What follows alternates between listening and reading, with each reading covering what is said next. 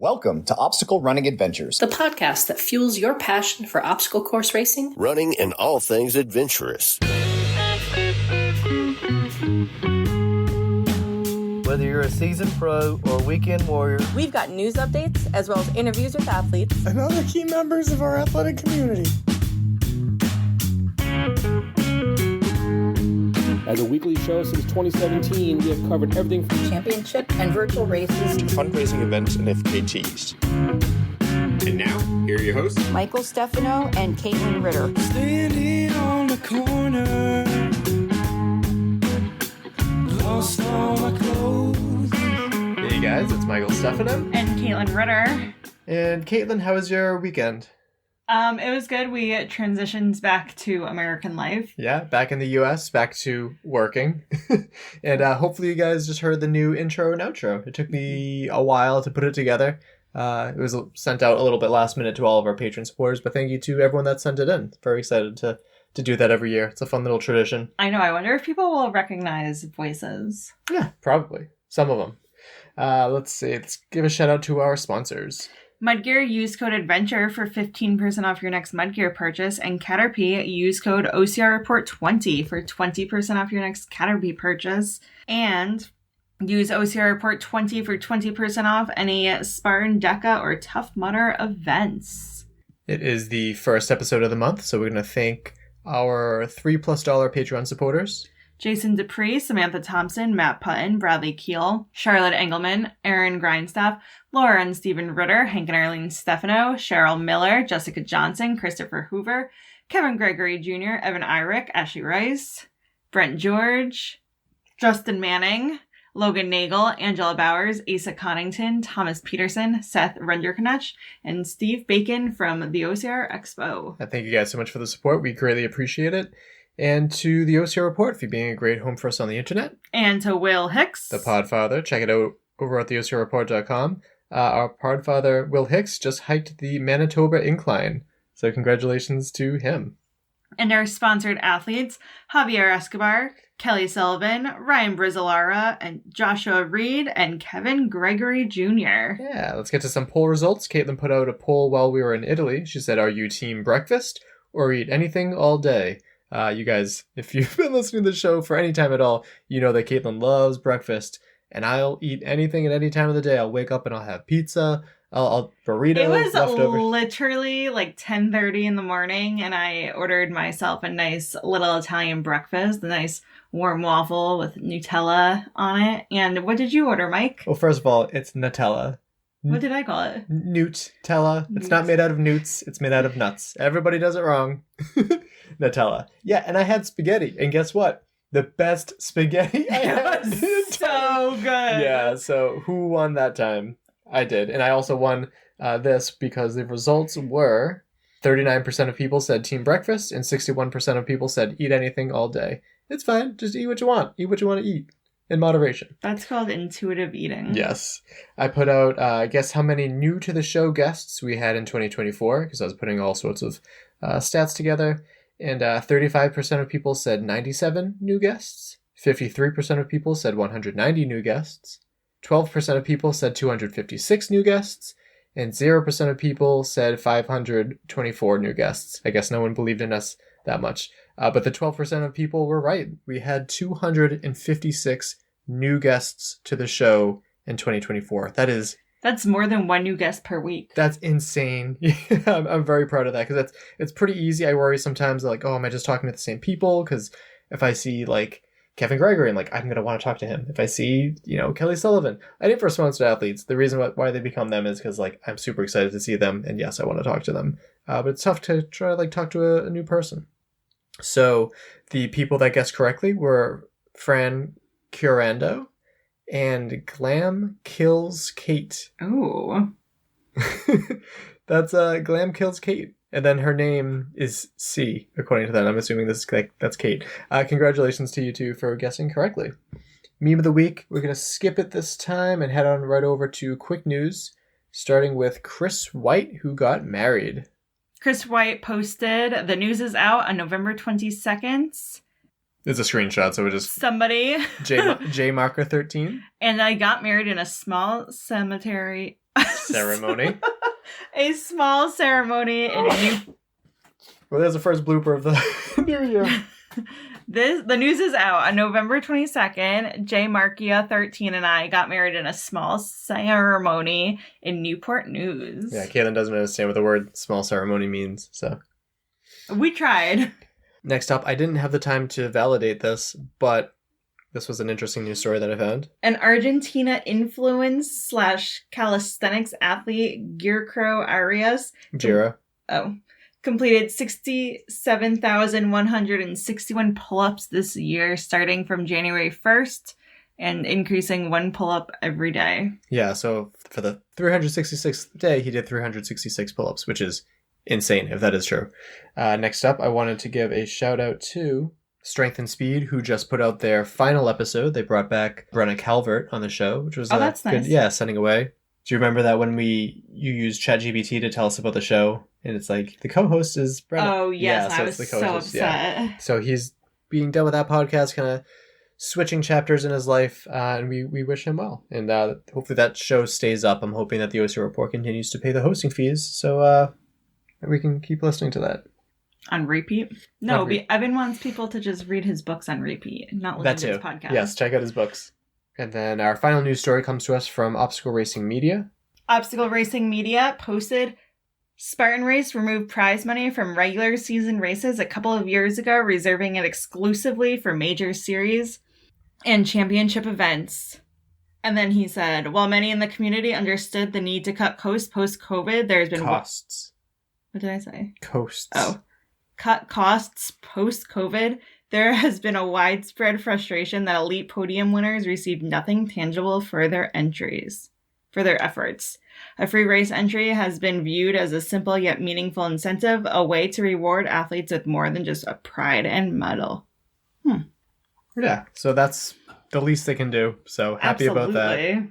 There's 5 secret links down below, so go and check those out. But let's get to what this episode is all about. So every year since 2018, we've started the year off with a roundtable discussion with other podcasters in the sport of OCR. In the past, we've had Heather Bodie, Mappy Davis, Josh Chase, Scott Thefane Knowles, Jason Dupree, Anna Landry, Kim DeVos, Rich Ryan, Bracken Crocker, and Fran Chiorando.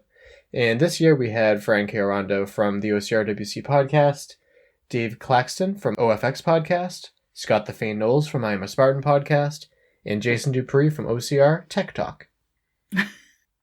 We discussed our thoughts on the Spartan and Savage series in the United States, the sport in Europe as well as Canada, changes to the competitive waves, East and West Coast age group series, the new Spartan Super Championships, the next OCRWC being in 2025, World Obstacle, the 3-band system, mandatory obstacle completion, World's Toughest Mudder, favorite moments of the year, how 2024 goals went, and new 2025 goals. So let's get to the talk with my friends. So we'll go through and introduce ourselves and what show we represent. We can start with ladies first. Fran. Hi, I'm Francesca Chiorando, and I'm from the OCRWC podcast. Perfect. I'm getting better at saying your name, but I'm still not quite there. Dave. I'm Dave Claxton from the OFX podcast. Awesome. Scott. Scott Thefane Knowles from I'm a Spartan podcast. And Jason. I'm Jason Dupree from OCR Talk. Awesome. Thanks for joining me, guys. Super happy to see all your lovely faces here again. And another year to celebrate the highs and lows of OCR in 2024. So I wanted to start off with the 2 biggest series, at least in the United States, the Spartan and Savage series. So does anyone have any strong thoughts on how that went this year? Who wants to start? Because we definitely do. I know Scott does. To me, the Spartan series was, it was lackluster. Let's just be honest here. You had the first race, Jacksonville, home OCR, and most people were running a Lula that weekend that was anybody, but them not even having payouts for the first national series races in Spartan. It wasn't going to bring a crowd anyway. So, and that was kind of, we kind of expected it wasn't going to be great after they announced that. And we saw that was, and that's kind of the way it proceeded throughout the year. We got some better names as they decided, hey, we will throw some money at it. So it did get a little better And so it was still fun to watch, you know. Yeah, there were some great races there. But yeah, the overall series just didn't quite deliver as in the past.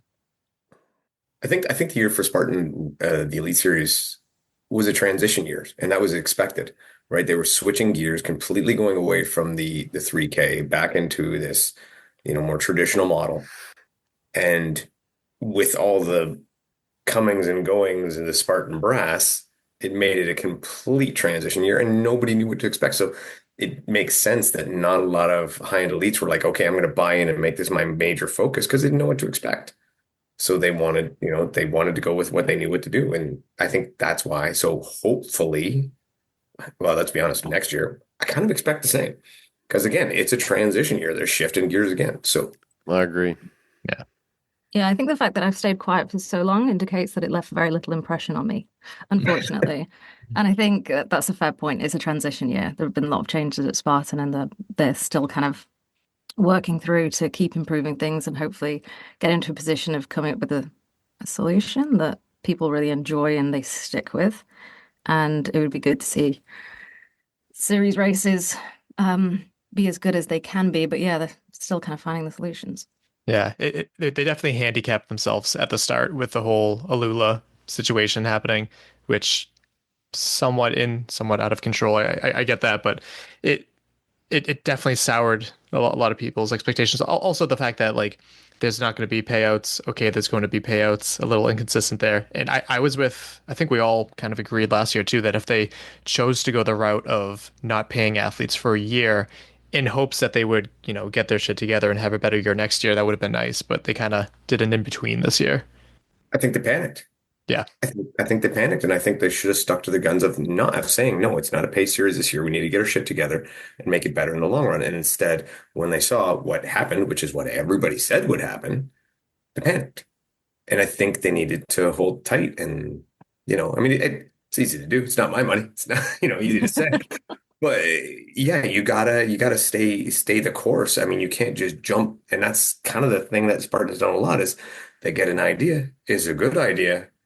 And then when it's a bit of a rough start, we pull the pin, I think both series kind of suffered in the same fashion that you didn't have, the top tier athletes that you saw in previous years. We still had some great races, great athletes, but there were just names missing. But this is also just something that we're seeing in general as time goes by. People move on to other sports, particularly hybrid sports. And sometimes they just stop racing altogether for different reasons. Sometimes it is for money reasons. Sometimes it's not. So that's a big part of it that Savage, I think, saw as well. I think we did see that with Savage, but we do this, don't we? Like, well, this person wasn't there and this person wasn't there, therefore it wasn't exciting. And then the people who have come in, build up a name for themselves and get good. And then they be the ones who go, well, they weren't there, so it wasn't as... Whereas... Savage, we did the Savage coverage. I would say being fewer races, I think somewhere between the 3 and 7 would be better because 3 is not a lot of races, although not having the mandatory race is good. Yeah. But yeah, there wasn't as much competition perhaps as there has been before. That's not to say the athletes weren't performing well, but it wasn't as competitive. But yeah, still great races.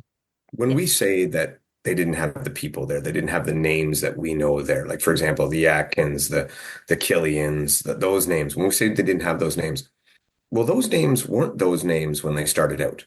Exactly. Sure. That's sort of like and now we become have people. Yeah, they were starting to get some. I mean, when I think of two names that jump out at me, Brandon Neely and Balin Bean, really starting to make their mark in the North American scene. And if they can continue to give those guys reason to come, it doesn't have to be massive money, but give them reason to come, reason to be a part of it, promote them, help them out with their brand so that they can get sponsors. Then they're going to come, they're going to lure more, right? It's a rebuild. It's like when a team wins a championship and then falls into the shitter, you got to rebuild again. And that's where they're at now, right? They're kind of in the shitter. Yeah, we can definitely sports wise expect people to cycle in and out, but it's people are leaving faster than they're getting good. So there's just the depth wasn't there. Yeah, I think that's a better word than competitive. There wasn't a deep field. Right. I think that's, I prefer that explanation. Well, I think a lot of the top tier athletes are tired of what Spartan's done to them. You know, you had the pro team where a lot of them, you know, got screwed, and you had winnings that some still haven't been paid out. And then what we know Spartan to be changes to this 3K series. And I'm sure a lot of people were like, nah, that ain't me. And then they change it back last year, but there's not going to be any payouts. So that's not intriguing to them. And you had Chris come in and make all these changes, and he leaves the company. And then they talk about, well, elite numbers and competitive numbers are down. Well, no shit, you know? I mean, look what you did the past 2 years. It's been nothing but changes, and the Spartan that we all know and love, you just threw into a salad bowl and shook it up and threw it in the air.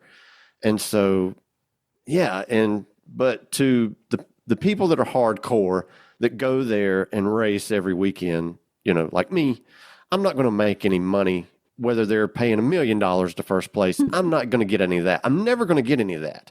I go to the races because I enjoy them. And I like the way Chris designed it by having everybody as one entity and not having the split divisions. It worked great. The diehards that go every weekend and race, they love this format. But now they're changing it back. So I guess they're thinking, well, we've really screwed stuff up. We better change it back so we can get back to where we were. So that's what I'm assuming is taking place now. But at the end of the day, you want these top tier athletes to go back, you're going to have to pay them. And we're talking about U.S. racing here right now. And I'm sitting here thinking about Europe, but some of this, some of this has affected the other countries too, but particularly Spartan racing. I, for the first time, saw a full series of Canadian racing and Mexican racing. So it's hard to say if they suffered from it or not, because I didn't see how deep their fields were. Because I know I sort of followed them, but I saw them extra close this year because I was there for almost every race. But they were still great races too. Like it's different names, so I don't have any expectations. It was still good racing. But Francesca, you can tell us more about the European racing. It's a completely different game in Europe. Athletes are all paid. Competition is very deep. Races in individual countries, maybe if the people don't turn up, you'll see the names that you expect to see and the positions you expect to see. But we have had some really, really exciting finishes here, and those names then go on to place well in the bigger races, let's say Croatia or Trifecta weekend, which, let's be honest, we've seen some US athletes who perform very well go over to European races and have come in barely scraping top 30. So I think we do neglect to look at Europe a little bit because it's kind of, booming and doing really well. And we have pro team here. The 3K series was handled completely differently here. I think we spoke about this last year, so we don't need to do that again, but it was really exciting, and lots of money was made for all the athletes and everyone had a lot of fun. So it's different because they're smaller, different countries and things are handled differently. But I think the scene over here is really, really exciting. We are remiss to not look at it as much as we could sometimes. When I watched the European stuff this year, it was fantastic. It was just, even when I didn't know the names, I could tell how good they were. And you can see like the top 10 athletes are battling against each other. It's not just like, well, this guy will come first and then it'll be a bit of a battle for two and that's it. There's a field that you can go, when I have decks for coverage and they're going, well, I think it's going to be this guy and this guy probably, but it actually could be any of this 20 because we all know that they've got strengths. It's such an exciting field, and I wish there were a way to get more athletes together, competing more together than they already do, because it'd be great to see everyone on the same field and see what happens. Watching. Go ahead, Scott. Sorry. Fran, are they still paying out for all the races in Europe, or is it just the I'm only series? I have no idea, and I'm only speaking. I only know about championship races, really. That's all I work on. So I was just curious, but yeah, I agree. It's I can like find out. Yeah, when you watch the European racers, they look like that's their sport. That's all they practice and train for, and they know their craft well. I totally agree. It's fun to watch. Whereas over here, a lot of the racers that are really good, they've got stuff they're doing on the side, and a lot of times if the money's right, they'll jump in. And this is still Spartan racing that we're talking about over in Europe too. So, like, there's plenty of other race brands that we could be talking about right now, but all the problems that we're talking about in the US with Spartan, we're still talking about Spartan in Europe. That is good. So, it kind of feels like Europe is in the place that the US was in pre-COVID, where it was super exciting. And it will be very interesting to see what happens without that giant hiccup, basically. Will it carry on growing as it could have done in the US, or will the interest wane? Who knows? Like that's kind of where it feels like we are. Well, you're talking a completely different management team, right? Because if I'm not mistaken, the Spartan stuff in Europe, they're more like affiliates than they are. They're not as much run by head office, are they? Right. They're not affiliates, no. No, they are still from the top down. They are told certain things that they have to do and ways they have to do it. Yeah, I understand that. But as far as for example, the management of payouts, I could be mistaken, but I don't think that comes from HQ because so that comes from Europe. It's a really complicated. It's not a really complicated setup. It's a medium complicated setup, and I don't know what I'm allowed to say. No. So Canada used to be the same way. Okay, so on a whole, like the company is global, but then there's local management. I guess that's a good way of saying. So everyone works together on some things, but then, there are teams in Europe that will have their team of race directors or ops, etc. At some point, they were actually franchises, but are any of them still? Have no idea. Because, like you're saying, Dave, Canada, that was one that was, but now isn't. Yes. Correct. In terms of Europe, I don't know. I don't think so. But I don't know, so don't take my word for that. And Spartan in the US too, there's been a lot of turnover with a lot of the big names for the Spartan HQ. You think of, oh boy, I can think of 4 people off the top of my head, and it's affected the community a lot too. Has there been a lot of turnover with Spartan in Canada or Spartan in Europe too, for any big names that people love? No, the guys who were running the show still. Yeah, same for Mexico. Yeah. Interesting. Yeah, because Hammond and Garfield, and people loved Bear, and people loved, We did have Johnny Waite, who was a predominantly a director up here, but he went to do his own thing. He wasn't let go or anything. He chose to go another path. Yeah. And then we had Nick Bertrand, who was head of the build crew and Johnny's right-hand man. He stepped up in his space. So it was a very logical progression. That's good. And then we touch on it a little bit too, but the elite changes of how it used to be age group and elite, and then it was competitive. I loved that change. Okay, so what's everyone's thoughts on that? Yeah, everybody did, but participation dropped, so they didn't.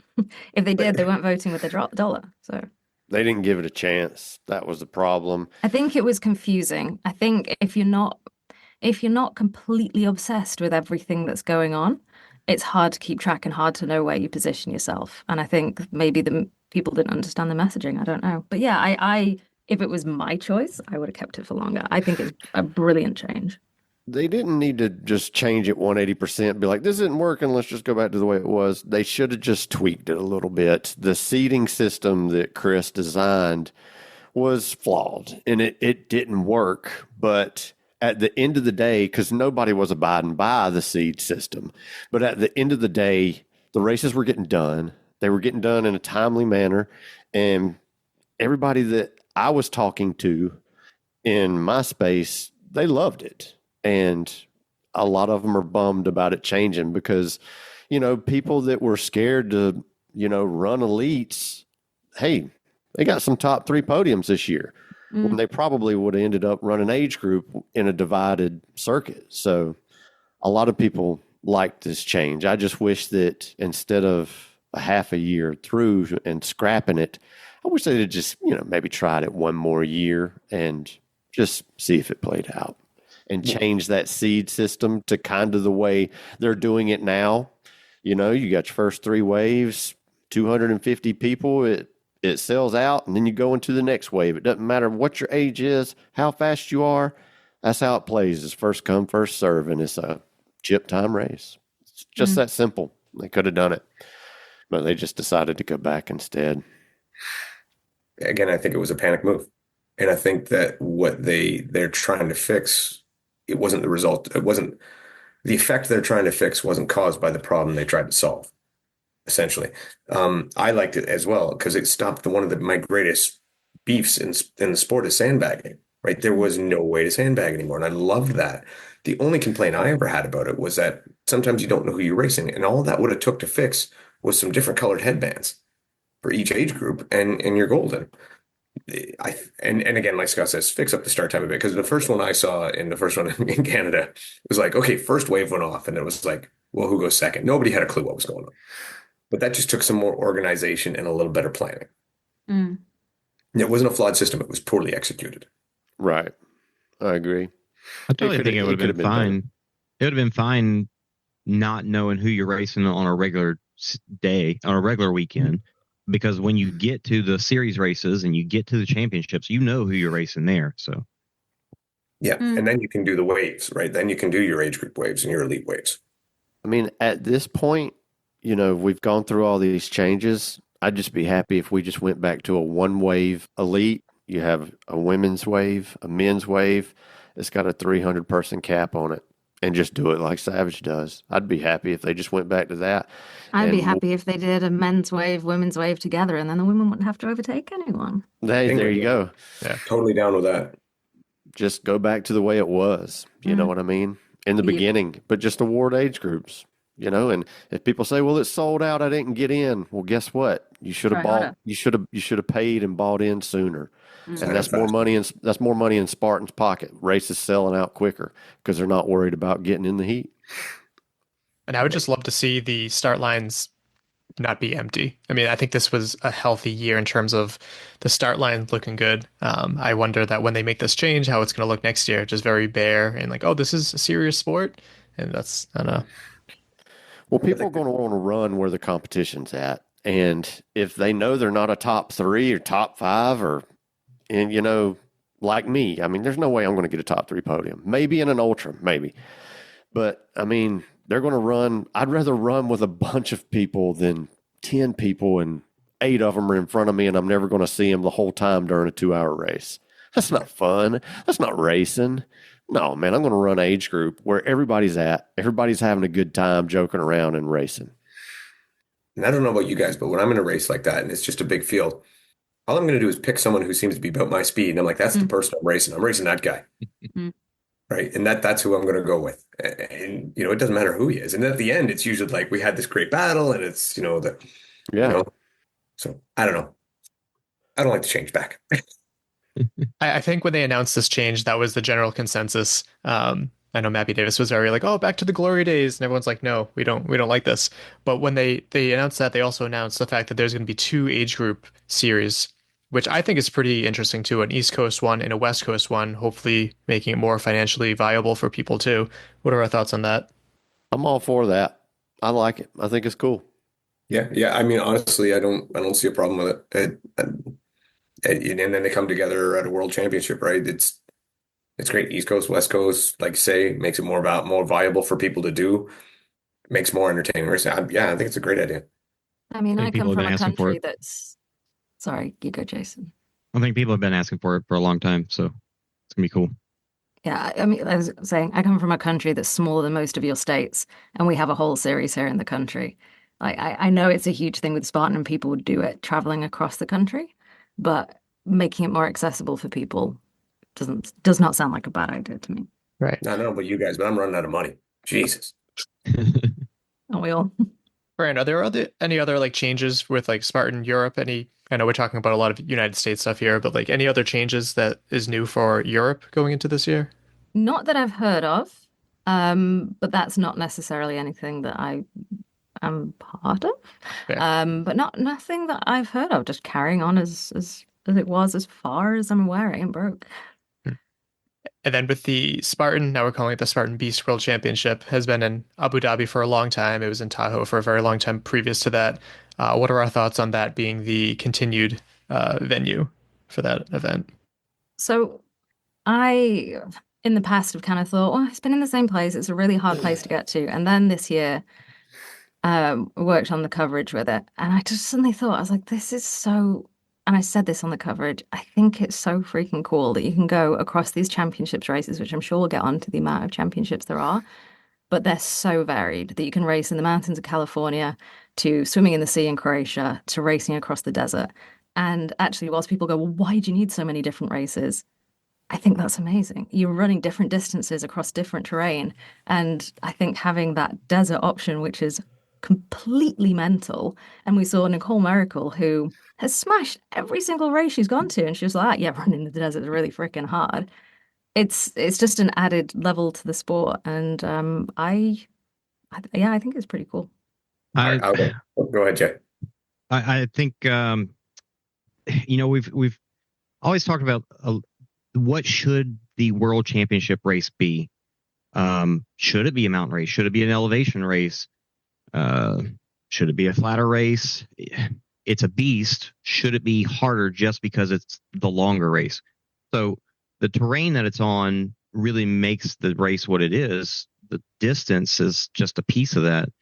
So the fact that it's in Abu Dhabi is tough because it's like, well, is sand the right terrain for this race? So maybe, like, what if they did, the particular championships were about terrain instead of about a distance? That's what it feels like. They're different distances, but in different locations in different terrain. Yeah. And now there's like a full complement of distances from 100 meters to ultra in completely different environments. Yeah. So the tricky part about saying that is if somebody hears it and says, oh, well, now we can make a beast sand race, a beast elevation race, a beast. So we can have 20 championships instead of just 10. I mean, that would be ridiculous because there literally would be no money made. I think it's like a selection box. You've got a selection, you've got all the distances have their own championship and they're all in a completely different place, which I think it's really fun, to be honest. I think you can pick your distance or you can pick your location. There's a whole range of stuff to take part in. And let's be honest, there's one world championship for each race.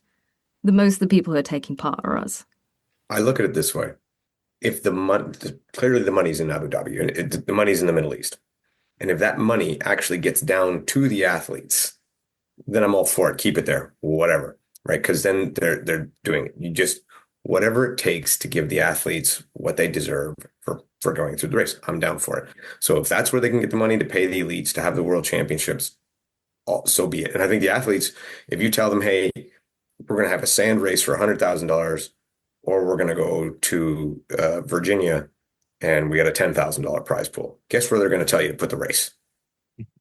And our view of it as being over in the Middle East, oh, that's so hard. Well, it's a very North American centric view, right? So I think as a world championship, I don't mind it. It's grown on me, and I don't mind it at all. And I think it's a cool view. It's something different. Yeah, I'm all right with it. Yeah, I kind of agree with Dave on this one. Wise thing to do. I've never been there, but I mean, it looks like a cool venue. I'm sure running on sand probably gets annoying, but I think it's still a more fair playing field than having a race at elevation. So, yeah, my only issue with Abu Dhabi is the sand, and that it's like, what are we testing here? Are we testing Spartan racing, or are we testing the ability to run in sand? And whereas 99% of all the other events don't involve sand, and then this one does, I think that's what's special and what's unique about it. But at the same time, it feels weird to have it be like the world championship. But yeah, you're right. It's not as bad as like elevation being the factor, I think. So here's something that occurs to me, and Mike, you just said it there, and it's a bit of a thing that gnaws at my head because I hear this come up a lot of time, is what are we testing? What are we testing? What are we testing? Quite frankly, I don't give a fuck what we're testing. It's a goddamn race. Fair. Right? And that's the race. This is the race. What are we testing? We're testing who can get across the finish line first. That's what we're testing. So, and we're testing it in different ways. Because as well, if we had different championships in all at the same elevation, all the same kind of terrain, people would be like, well, this is boring. This is just the same race, but 5 kilometers longer. Like it is, like I say, we saw Nicole Miracle, who has smashed every race she's gone to. And then actually this was different for her. This offered her a new challenge, which I'm sure frustrating, but for an athlete, exciting. And it's just like Croatia and West Virginia. Those races stand out because you have a long swim in it. So, I mean, the people that aren't strong swimmers are going to hate those races. So it's kind of like the people that aren't good or used to running in sand, they're going to hate running in sand. But, you know, but I mean, that's going to be every race. I mean, it doesn't matter where they have a world championship race at. Hopefully it has something that puts everybody in an advantage or everybody at a disadvantage. It makes an equal playing field. It is a frustrating thing about the criticism that Spartan gets, because people have gotten to this point where they want to put it in a box and say what it's supposed to be. Spartan's supposed to be this. Well, we all fell in love with it because it was so unique and new and different and always changing, and there's no reason why OCR should stop doing that. I agree. And then they're also Absolutely. And then they're also introducing the Super World Championships, which is a first. A lot of people complaining about, oh, there's too many championships. I don't think that's too much of an issue. I'm glad to see more people praised for what they can do well in different distances. But what are our thoughts on their decision to have it at Mammoth Lakes? Fran probably has to step away from that one. I mean, I love Mammoth Lakes. I know, Mike, you've got some strong feelings about it, and everyone who didn't go had some pretty darn strong feelings about it too. But as a location, it's so incredibly beautiful. Like, it provided I think it provided this year our toughest course we've ever had. It was an amazing place to be. And I'll be honest, as somebody who's traveling from the UK, it took no longer for me to get there than it took me to get to Stratton, Vermont. Everywhere is a long journey from the UK when you're traveling to the US, connecting flights, drives, etc. So holding a race there, I think, why not? Will it attract a wide field of people, or will it be mainly local? Will it be made in California? I don't know, but it is one of the most stunning locations I've been to. Sorry, go ahead, Scott. I think it's cool. I think it's fine for the Spartan Super Series to be at Mammoth. I don't think that's a big deal at all.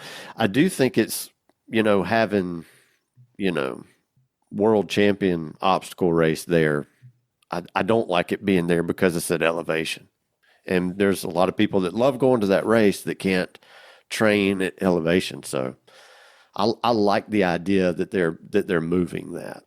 So for the Spartan Super Championship, my thought, and Fran, again, you might not want to weigh in on this part at all.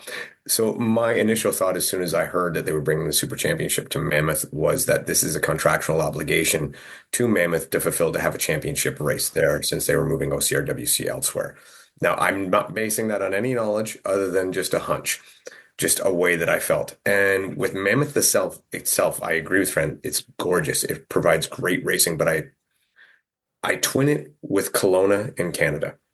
Whereas, again, beautiful venue, perfect scenario, everything's great, but it is just that touch, little bit extra pain in the ass to get to. And we all seem to have that. This is our level of what we're willing to do. And these two courses are just about here. Which is funny, isn't it? It's just outside our level. It's a bit too hard for us. It's just a bit too hard. And I'm guilty of it too, because I'm like, I'll fly a certain amount and I'll drive a certain amount after that flight, and then I'm up. That's it. I'm done. And I'll spend a certain amount, and then that's it. That's my cap. And those two races. What you have to do is be like me, where you don't look at how much stuff is going to cost, and you don't look at how long it's going to take. You just get on with it and never add it up. And then you never have to worry because it's done. Problem is I do that with a lot of stuff. So yeah, that's what I think is the deal with Mammoth. I think it's a great location, but it is just slightly too inconvenient for a lot of people. And that's all it takes, is that little bit extra, and all of a sudden you're down 30-40% of participants.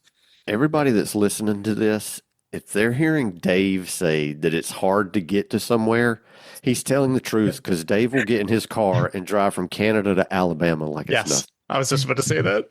I did that. That's a way longer drive, Dave, than going to Mammoth from the airport. Two stops. That's all it took. Nuts. My biggest thing was the elevation, which, Tahoe's at elevation, but if you compare the two, like, Mammoth Lakes was just severe elevation, and that really changed who was going to be able to do well there. And for World Championships, that's kind of frustrating. But I view that the same as the sand. I view that the same as the sand. It is what it is. Same. It's a competition. It's tough. Yeah. I don't think our conversation here on this kind of sport should be, is it a bit too hard? Is it? Are we putting people off because it's a bit too tricky? But is it worth the drive? Like if have you been there? Well, I've never been an elevation like that, and I wouldn't want a world championship to be the first time I do elevation. That sounds like a horrible time for me. I've heard of the horror stories of people having elevation sickness, and I have sea level, literal sea level. Same. And I don't know. Maybe yeah. It's tough, but I also have a history of like lung issues. I think I talked to you about that too, Scott. That was like a concern too. And like when you're going all out, like you taste blood when you're running. Very quickly. Yeah. Very quickly. Yeah, because I have asthma and certain things trigger it. And that's also one thing I've heard. If you have asthma and you go to elevation and push hard like that, sometimes it will trigger it, or you'll have harder issues than other people will that don't have asthma. I'm yet to do a race at elevation, so I haven't been able to find out. But you should pick the Super Championships.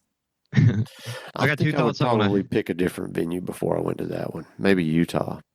I got two thoughts I want to add to it, and I want to preface with I want to keep putting this out in the world that we don't need to put OCR into a box. Like all this, that venue is bad because of XYZ.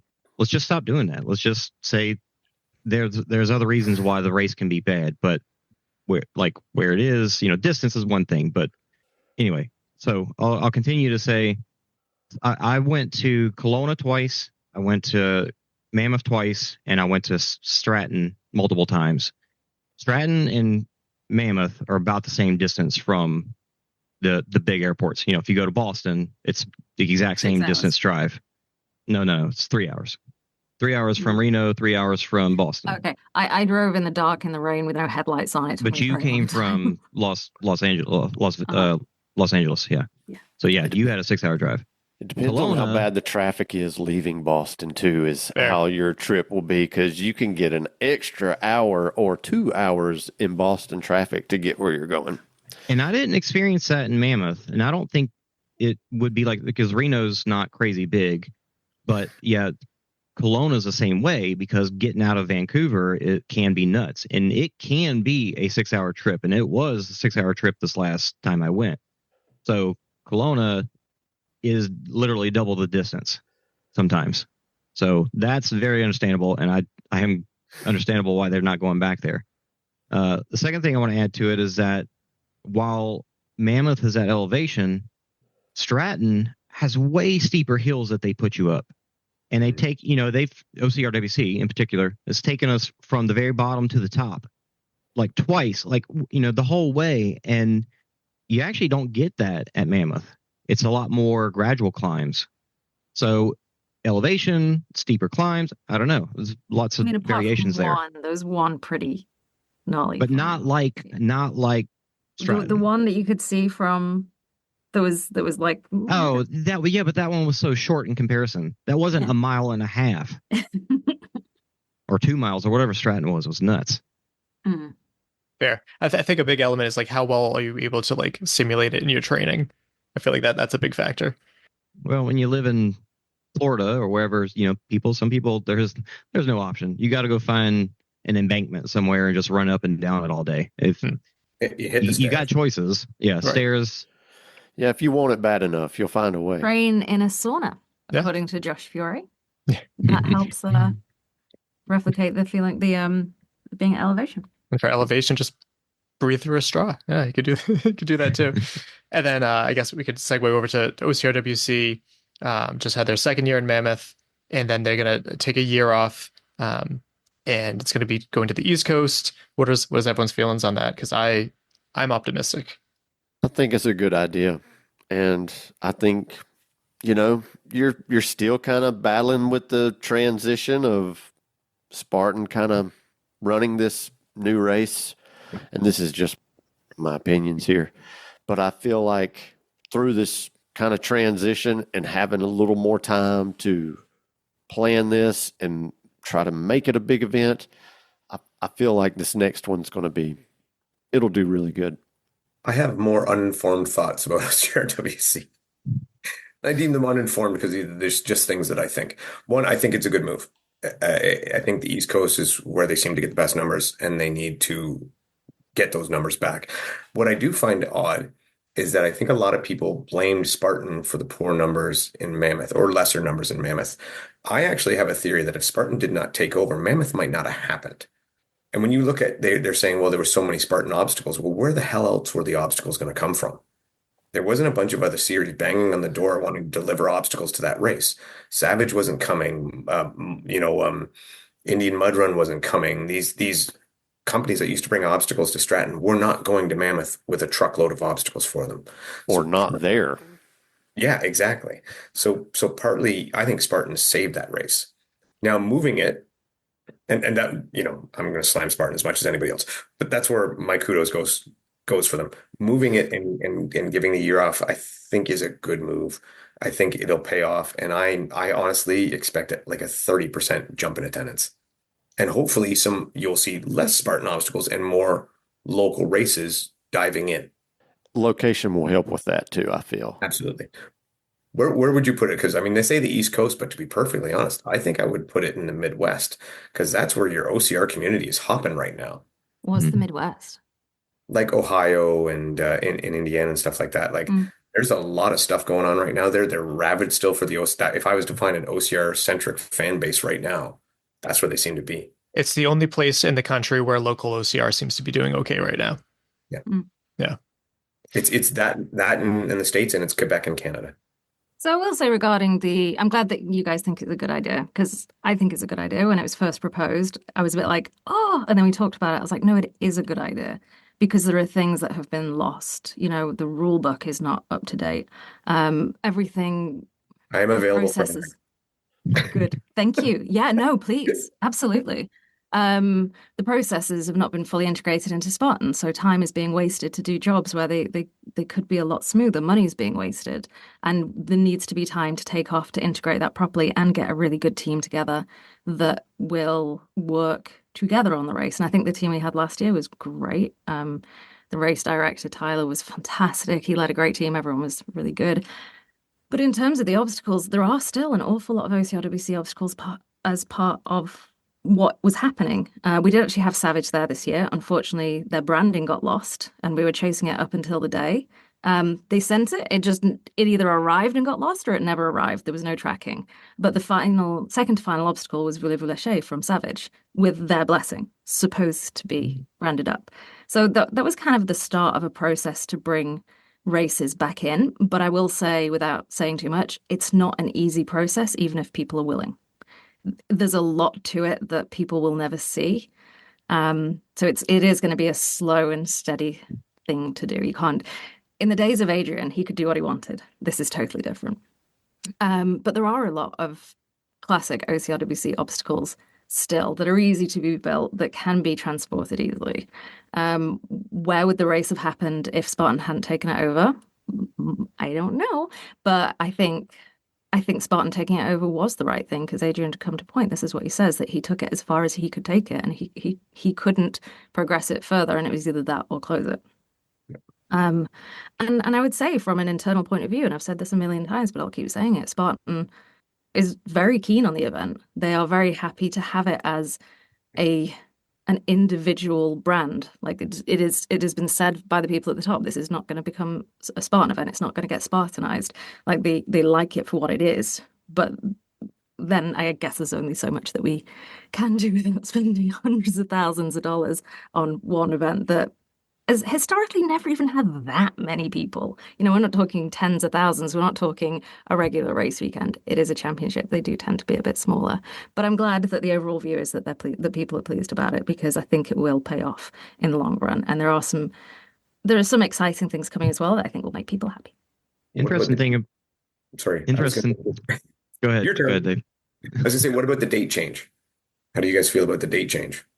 Separates it from all the other championships. I think that's good. Yeah, I agree. Yep. Give it space. In terms of emotional, for me, fall is championship season, and it will feel weird for it not to be in the autumn. But Right. that's just a me thing. But we lost loads of athletes because they were already burnt out by that time and they didn't have time to recover.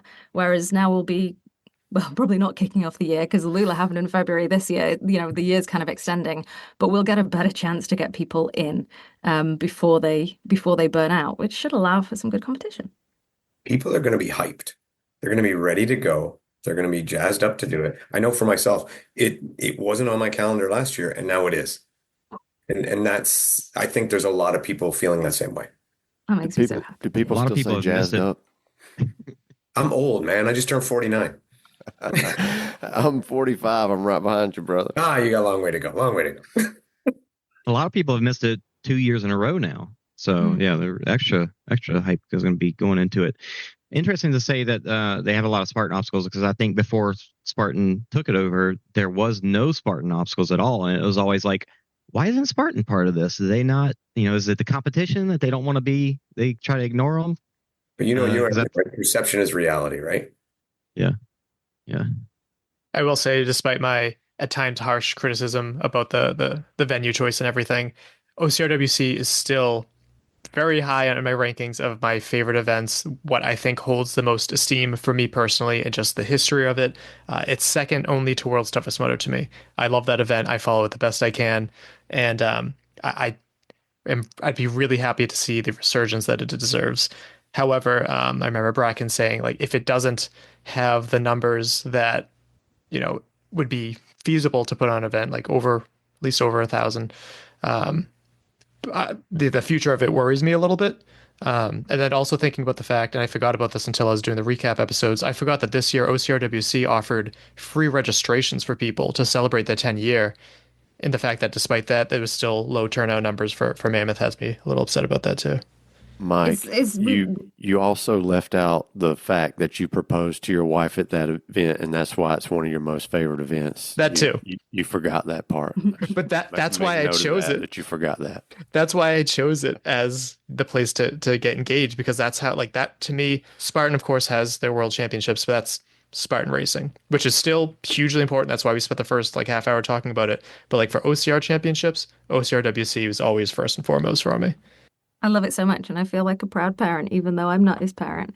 But yeah, I mean, that's not been said. It's not been said, you've got this year to turn it around or else, but I certainly have the same worry. It feels like to me like we've had a bit of a chance, and now we really have to pull our finger out and make it work. And I think it's going to happen. I hope so, and I hope everyone will support and get behind it and realize that, there is a very genuine risk, because why would Spartan plow money into something that's not going to make money back? Ultimately, things are a business, and as wonderful as it is, and again, this is not the official view. There is nobody internally that said this. This is just my thoughts and fears. But yeah, I think it's a tough market out there, so there's only so far you can go. Even optically, despite what the reality is to travel to these locations, hearing that it is going to be on the East Coast, assuming that that's what ends up happening, I feel like will be a huge boost to Europeans that have been, the biggest market for OCR right now in terms of just the overall people. I think that's going to be a huge boom to it, and more people are going to be interested in East Coast. That's closer to us. It's going to be less of a pain, less elevation, because East Coast doesn't have that kind of elevation here. So yeah, I'm really hoping. I'm excited for that event. I know of 6 to 7 high-level Canadian elites who did not go to Mammoth who are planning to go to OCRWC when it comes back. Beautiful. I mean, high level. Brilliant. Fran, do you know what the venue is? Can't say what. Fran, we have 20 followers. Do you know what the venue is? So you do know, you just won't tell us. I am committing to nothing. There. Talking about where it should. We're talking about where it should be. It's interesting because now it's gotten to this level of such extravaganza. You've got basically a city that is supporting the race, and hotels and food places and all that stuff. And it didn't start out like that. You had I wasn't in Ohio, but obviously it looked like it was out in the woods somewhere. Mm. And it kind of Yep. And so it kind of grew into what we expect now. London was the same though. It was less. Yeah, so Blue Mountain was fantastic. We all agree that's just an incredible location, but also one I think we should never go back to because everyone would expect it to be the same. And even if it was exactly the same, people would say it wasn't good as good. So I think it peaked so much you can't return. London was at Nuclear Races, which is in Essex, which is on the outskirts of London, which is, I mean, 20 minutes drive from a town, but you're not walking around a town. You're in the middle of nowhere. And the setup was fantastic. There was this ginormous tent and a ton of vendors, but that was a different setup. It's only with Stratton and NORAM champs being there, which solidified it, that people have gone. And then Mammoth, oh, it's going to be a big mountainous event with a full village supporting it, which is actually cool. very handy, to be fair. It is really nice, but if it helps the race to continue to keep it at a more low-key place where you do have to drive a little more to get there, then all for it. So long as people turn up and don't say, well, I don't want to go because. Yeah. I mean, if that might even add to the feel of it, making it feel more like it once did. I think Tryon Equestrian Center would be a great place for it. I mean, you've got terrain with rolling hills and some technical running there. You have stands for people to sit in. There's restaurants on site, and there's plenty of places to stay local. I don't think there's like a major airport that's really close by, but I always drive there, so I'm not sure with those aspects. But to me, I mean, as far as like the East Coast goes, I would say West Virginia, but I mean, you're 30 minutes away from hotels and restaurants at that venue. And so that's why I'd say how's the cell signal there, Scott? Not great. Then it's a no. I'm still saying we can go back to Blue Mountain. Cell signal's great. Place is fantastic. I love Blue Mountain. It was incredible. That was my first year at Blue Mountain. Yeah, I think that's everybody's favorite. Yeah. To me, the greatest OCR report Spartan race was the one they did at Blue. I thought like that coverage was so good. We also had 8 rabbits too, which is very helpful. Yeah, well, you can do that again. I can round up 8 rabbits, no problem. This I got it all under wraps. You just bring it there, Fran. We'll handle it. So moving on to another World Championship event, World Obstacle put on their second event in Costa Rica. They had their first try in Genk, Belgium last year. They had their second try this year. No shortage of issues. Some, I don't want to put my finger on the scale too much. What is everyone's thoughts on World Obstacle this year? No comment? Mm-hmm. I didn't go to either of them, so there's only so much that I can say as a person that didn't attend. It's just all the stories you hear about the issues on course, things not being finished, which we've experienced that at multiple races before, but the way they weren't finished causing confusion. And this is not just from the elites either. We've heard about this stuff from the kids races, the young, not kids, but the really. No, we've heard about it from the younger, kids races where they were put in danger. Well, the kids are the younger age groups, but there's so many stories that came out of it. It's just kind of hard to ignore. It's hard for me to be objective, but I will try. And the only thing I'll say is there are a lot of situations with athletes that I respect, admire, and like very much that feels very unfair. And they do not often get the opportunity to say, hey, I wasn't happy about this. This isn't okay. And the one thing I'll say, I think it made OCRWC great, was Adrian would beg for feedback. What did you think about the course? Was it a B? Was it a B minus? What would you change? What would you do differently? Rather than saying you are not allowed to say anything. And I can't tell you how many off the record conversations I've had with athletes who publicly say World Obstacle is incredible and behind the scenes go, no, hate it. And yet people still go back. So, when we're talking about the East Coast for OCRWC and European athletes, there are a lot of European athletes that have aligned themselves. I don't know why, because it's not a competition with World Obstacle that won't come to OCRWC, and it's a shame. They'll have a great event this next year because it's in Sweden, and Sweden will do a great job. But that's nothing to do with World Obstacle. And hopefully athletes will either stop turning up if it doesn't work for them, or it'll get better. I have no problem with competition. I have a problem with athletes being treated badly. Real quick with leadership. You talk about Adrian.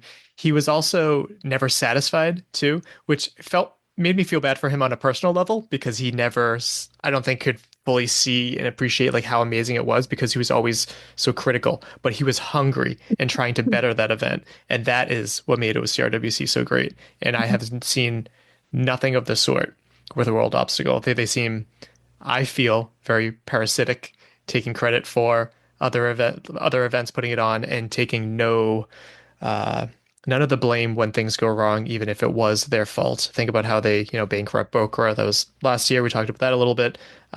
All sorts of stuff happening, and they take all the credit and none of the blame. I think the bit that they do well, and this is what people fall for, is they put on a good spectacle. So we saw the Dubai event with tons of branding. People love that. Like, we can all buy flags. Yeah, they cost money, so you avoid doing it so you can pay people better or pay more people, so that the obstacles can be built on time, so you can actually have a damn course to race on and not end up falling out with all your mates. But if you want flags, that's easy. Putting on a tough course and getting it done and making it safe, that's the hard bit. But people are impressed by the flags, so what can I say? I think I'm one of the people who believe that federations can be a very good thing, that they can help the sport progress, that they can move along, right? But I also am the belief, and I have experience with the federations, that rarely do the people with the motivation have the resources, and rarely with the people who have the resources have the motivation, the correct motivation. I think right now, World Obstacle needs to stop trying to put on races. That's not their job. Yeah. If they want to be a governing body, what they need to do is recognize a race that exists. This is now the recognized world championship. Stop trying to put a race on because you can't fucking do it. That's not your job. You're no good at it. You're not a race company. You're supposed to be a governing body, not a race company. Two very different things. And I think they're lost as to what they are. And that's why they keep screwing up, because at one time they want to be this, and then another time they want to be that. So like Scott says, or like Mike says, when they want to get the credit, we're doing it all. But when there's blame, no, we don't do that. That's not us. We're so leadership is a fine example. And I just think that right now you'll have the country's bodies that seem to be doing the yeoman work, that want to have the good motivation, and then World Obstacle with the questionable motivation. And that's where just hopefully that can be rectified. Yeah, and you talk about leadership, and that was one thing I'm kind of glad that Ian Hosick has kind of taken over for heading out the USA OCR, because that was something that has been around, but you didn't really know about it until he kind of helped out, took the reins. I'm not exactly sure what his position there is, but they had that race in Dalton this year, and it didn't have a lot of attendance, but it looked like a very interesting race that y'all did there, Jason. I enjoyed watching it. It was very entertaining. Yeah, plenty of issues with it being with a smaller group and obstacles not having enough lanes and stuff. But the people that were there, they still had those issues, but they still had a good race too. And I think same goes with OCRWC. Looking at OCRWC and Costa Rica FISO World Championships, they both had a lot of criticism. OCRWC had a lot of criticism from people that weren't there. FISO had a lot of criticism from people that were there racing. And that's why it's hard to ignore. Good point. Yeah. And just to clarify too, I don't have any issues with federations. It's just, as you said, like the people in the federations that have other ideals or whatever they're going for. But yeah, I think I agree with Fran. I think next year is going to go really well because of who they've aligned themselves with, not because of who World Obstacle is. Yeah, and I mean, the US race, I think, was a good plan and was even executed fairly well. I just don't think they had the finances to back it up. They needed more resources. They need more buy-in from people. For sure. I think if they stick with it and they get that, they're gonna have some good product. But yeah, overseas. So tell me this: when World Obstacle or FISO or whatever awarded the World Championships to Costa Rica, did any of you think, okay, I'm going to award a race to an area that doesn't really have a big OCR community with questionable building standards and stuff like that, and this is what I'm going to bank on for my second race after having a problem with the first? No way, man. I'm going to like Denmark or Poland or somewhere where they got it dialed in. And I'm just saying, boys, Do it. Take over. Here's our flags. We recognize you. We're going to go around, shake hands, kiss babies, and support you. And that's it. You guys do all the legwork and all the hard They've stuff. somehow made something which should be very simple, very complicated. And I mean, and no one's even mentioning other parts like the fact that the 15K was an hour's drive away from the other races. Like, we're talking about Mammoth being a pain in the butt to get to, but how, You mean the 12K? Whatever it was, they ripped off OCRWC setup. So I assume, oh, you're making a joke because it was cut short. Okay, very good. But yeah, it should be incredibly simple. Like you say, these are our flags. We recognize you. Do your best. We'll help you. We'll support you on this, this, and this. But instead, they get involved and end up having not enough toilets or something else super basic that we don't even think about anymore. Have you guys ever seen the rule book for FISO or a FISO race? Because I've been trying to find it and I can't find it. So please send it to me. Yeah, not now. Once upon a time, and it was insane. Well, don't bother reading it because it changes for every event. I don't know if you saw an athlete who was at the Dubai World Obstacle event, and their team got disqualified for one reason, which the year before they'd got disqualified for the opposite reason. Yeah. Do listen to the judges, don't listen to the judges, basically. You should know better, know the judges know better. So it's too complicated, and that's one of the things, it should be simple. It should be incredibly simple. And we talk about that, where it should be simple and the obstacles should be simple and it should be very easy to go from A to B and la da da da. And it should be. The problem is your rule book needs to work together with your course design. And in designing the obstacles, you have to design the obstacles simple so that the rule book can be simple so that everybody can understand. And that's not easy. No, the problem is we get so excited about making these crazy, weird obstacles that we think we're going to do all this cool stuff, and then we forget the actual logistics of how that'll work. And that's why I look at like an obstacle like Funky Monkey from Tough Mudder as one of the best obstacles out there. It is so simplistic. You just use your hands. You go from one side to the other. And you don't have to ring the bell. You don't have to do anything. You go one platform, you go to the other platform. Just don't get in the water. Don't put your legs in the water. You failed the obstacle. And that's the skill, isn't it? Yeah, it's in the design. Absolutely. Just to add a little bit of context with what Fran was saying, because the post is available. I just saw it, but Jonas Drescher had some things to say. And I highly encourage people to go and check that out because what he said is pretty damning. And it goes to the rule book, which we've all been harping on for a very long time. The athletes have been very upset about that.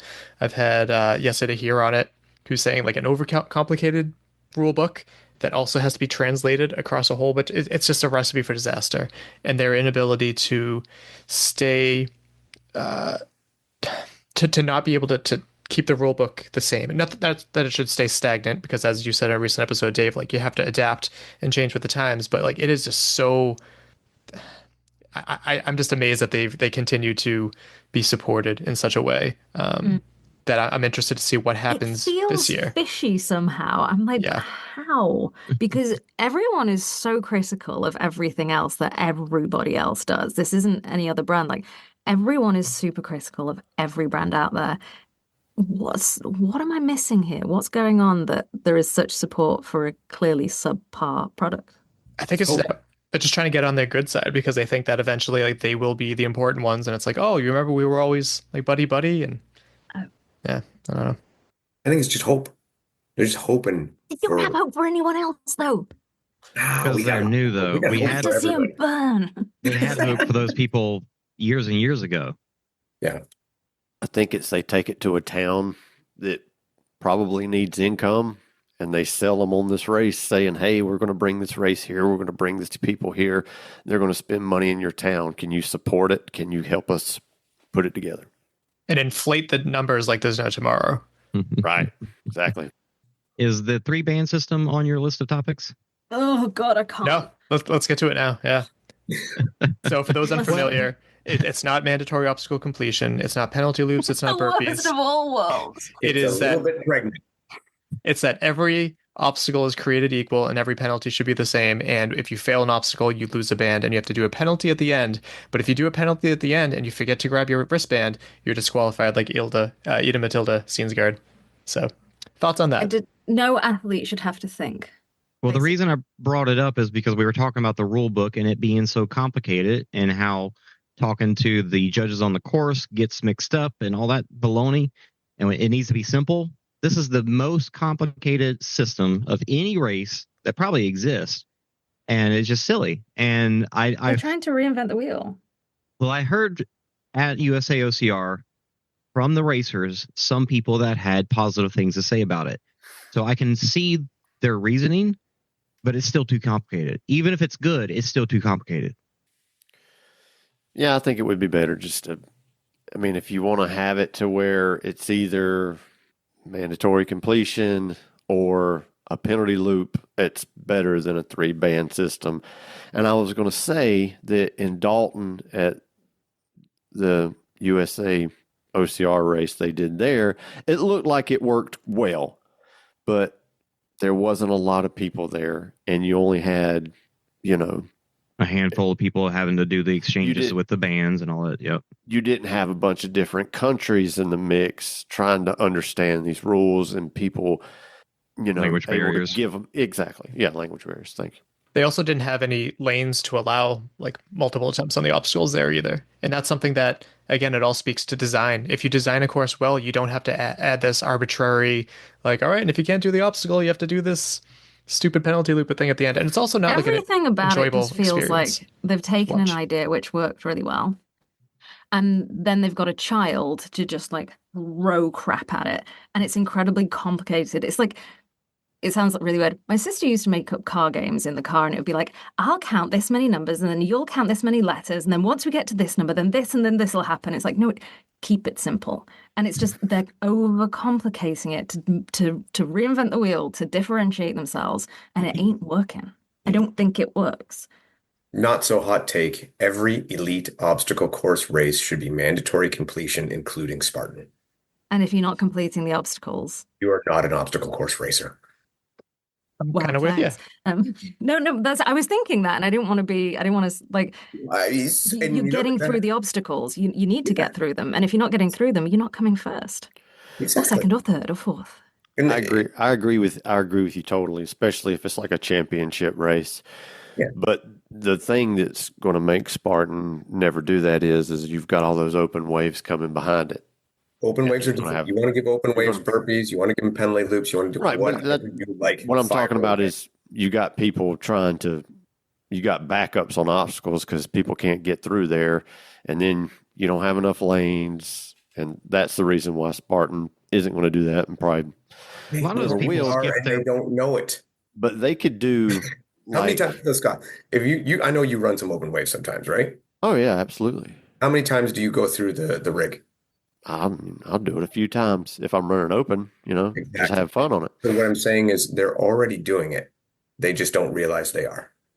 Yeah, I mean, I agree with what you're saying totally. I'm just saying for flow of the race, they probably won't because of that.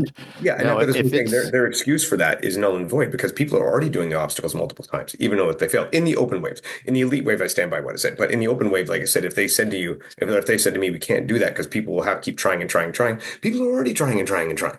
Right. You're already getting it. It won't change a thing. But I think when you've got a competition there, it's going to get a little bit different. I think you could do it, but do it like Savage and have a time cutoff. Yeah. But the thing where that's going to hurt you is you've got a beast in Killington that takes forever, and that's going to affect your flow. And that's why, I don't think that Spartan would ever be able to do that. I think in the 3K series, they probably definitely should have done that. But in the 3K series, you had it on Friday. It wasn't going to be nothing but elite. But, I mean, you saw the rig in Palm Beach was eating people's lunch because they couldn't do it that many times over and over again. Palmer did too. Yeah. Yeah, but that's why I say the elite waves. That's why I say the elite waves should be MOC. I even believe the age group should be MOC for some races. I mean, we did it OCRWC forever. It's always been that you make a couple of mandatory retry lanes that you fail, you have to go to those lanes. That keeps say you have 6 lanes, 2 of them are retry. That leaves 4 lanes open the whole time to go through. And again, as it gets to the people, and you got to send your waves properly. You send the fastest first, and then as it backs up later on. I mean, I love the way we're going back to burpees now, Dave. So, man. Did you see that post he put out? Did you see? I don't even follow Joe DeSena. And sorry, Fran, I know you're going to say something smart, but Joe put out a post where he's like at an obstacle. He's like, they want penalty loops. I'm telling them to do burpees. And I'm like, you Moron. Yep. Yeah, we was in Carolina, and at first they were saying burpees only at the spear throw. Well, in Carolina, they had it on multiple obstacles and no cameras there. It was all honor system, just like back in the day. I was just going to say, I love the way OCRWC does it, obviously, because I think they do everything perfectly. But I don't think Spartan should change. I like that it's different. I don't think every race should be the same. And we've seen some really exciting instances just this year of the penalty loop or burpees changing the result of a race. And I think that's fun. I do think that's fun. I agree with that. That's a good take on it.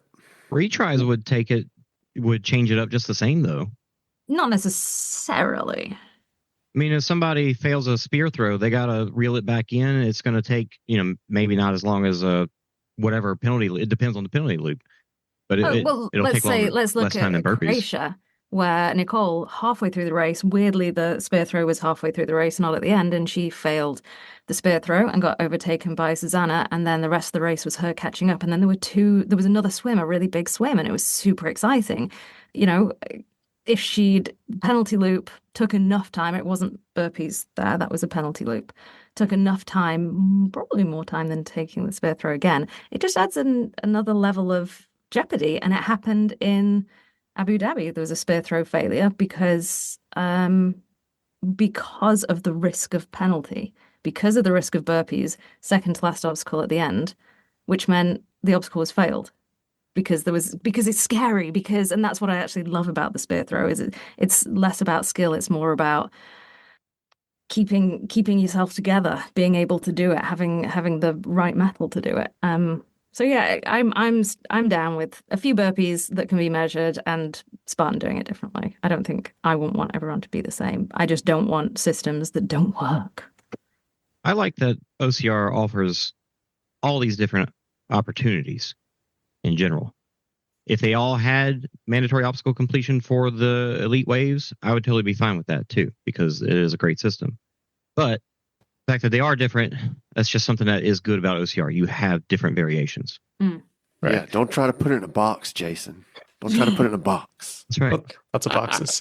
So another unique perspective when I was talking to Richard Heineck is that he's, for the first time, feels like uncomfortable being a bigger athlete doing this sport now because of the penalty loops. And he says that now it's always been a runner's race, right? Like in order to get from one obstacle to the next obstacle, you have to run. But with the penalty loops, he said it's very jarring how much that you can just not do an obstacle and just, do the penalty loop, which ideally takes as much time and effort as doing the obstacle. But it incentivizes, if it's not done well, then it incentivizes not needing to do obstacles. And that's the slippery slope there too. We had a race here in the UK back in the summer, and it was on the women when they were running. The final rig was maybe 30 to 40 meters from the finish line, and it had a penalty loop, and it was a tough rig for the end of the race. And the woman in lead missed the rig, and the girl behind her was not that far, and I want to say she completed the rig, but the penalty loop had a crawl in it. It wasn't a big penalty loop, but it had a crawl. It wasn't just running, and it was so freaking exciting because they were sprinting together to get across the finish line, when before that hadn't been the case. And I think the lady in front still finished first. I want to say, yes, she did. She still got first place. But that's just timing, though. That's not because of the penalty loop. It's just because it's just coincidence. Like if she would have been a little bit faster and then she got on the rig and the other one just did the rig, they could have been on the rig at the same time. That would have been even more exciting. I'm saying if the other girl, well, that's what I'm saying. I mean, in a different situation, a million things could have happened. I'm talking about one specific situation, what actually happened. Yeah, but seeing somebody come out of a penalty loop, seeing somebody come out of a penalty loop and the other person finish in a rig is way less exciting than seeing two people on the rig at the same time. Okay, well, I was there and I found it very exciting. Well, no, I'm not saying it's not exciting. Saying it would be more exciting. So I sent you the video. It was fun because we were all standing at the end screaming because it went from a surefire win. It went from a surefire win for Andrea to is she going to do it? And Jade had come back from doing lots of high rocks, so she was a return, and it's that level of jeopardy that doesn't necessarily exist. I'm saying that wouldn't have happened. It's not because of the penalty loop. I think you've missed my point partly, though. I was saying it's not just a running penalty loop. It was a tricky penalty loop with a crawl. And that is So good to see. If it was running, Andrea would have run through it lightning fast. Like, she has no problem with running. But it wasn't just a running penalty loop. There was still like a small obstacle thrown in there. The problem with penalty loops or burpees or any other penalty system you can come up with is it takes management and it takes logistics. Mandatory completion is simple, it's pure, and it's who's the best at the running and who's the best at the obstacles, not who's the best at penalties. And that's why I stand by what I say. Every elite OCR race should be MOC. Okay, Dave, I want to throw a wrench in that one. The Yokohama tire flip, any elite series race, you would have had half of your field wiped out at most of the races.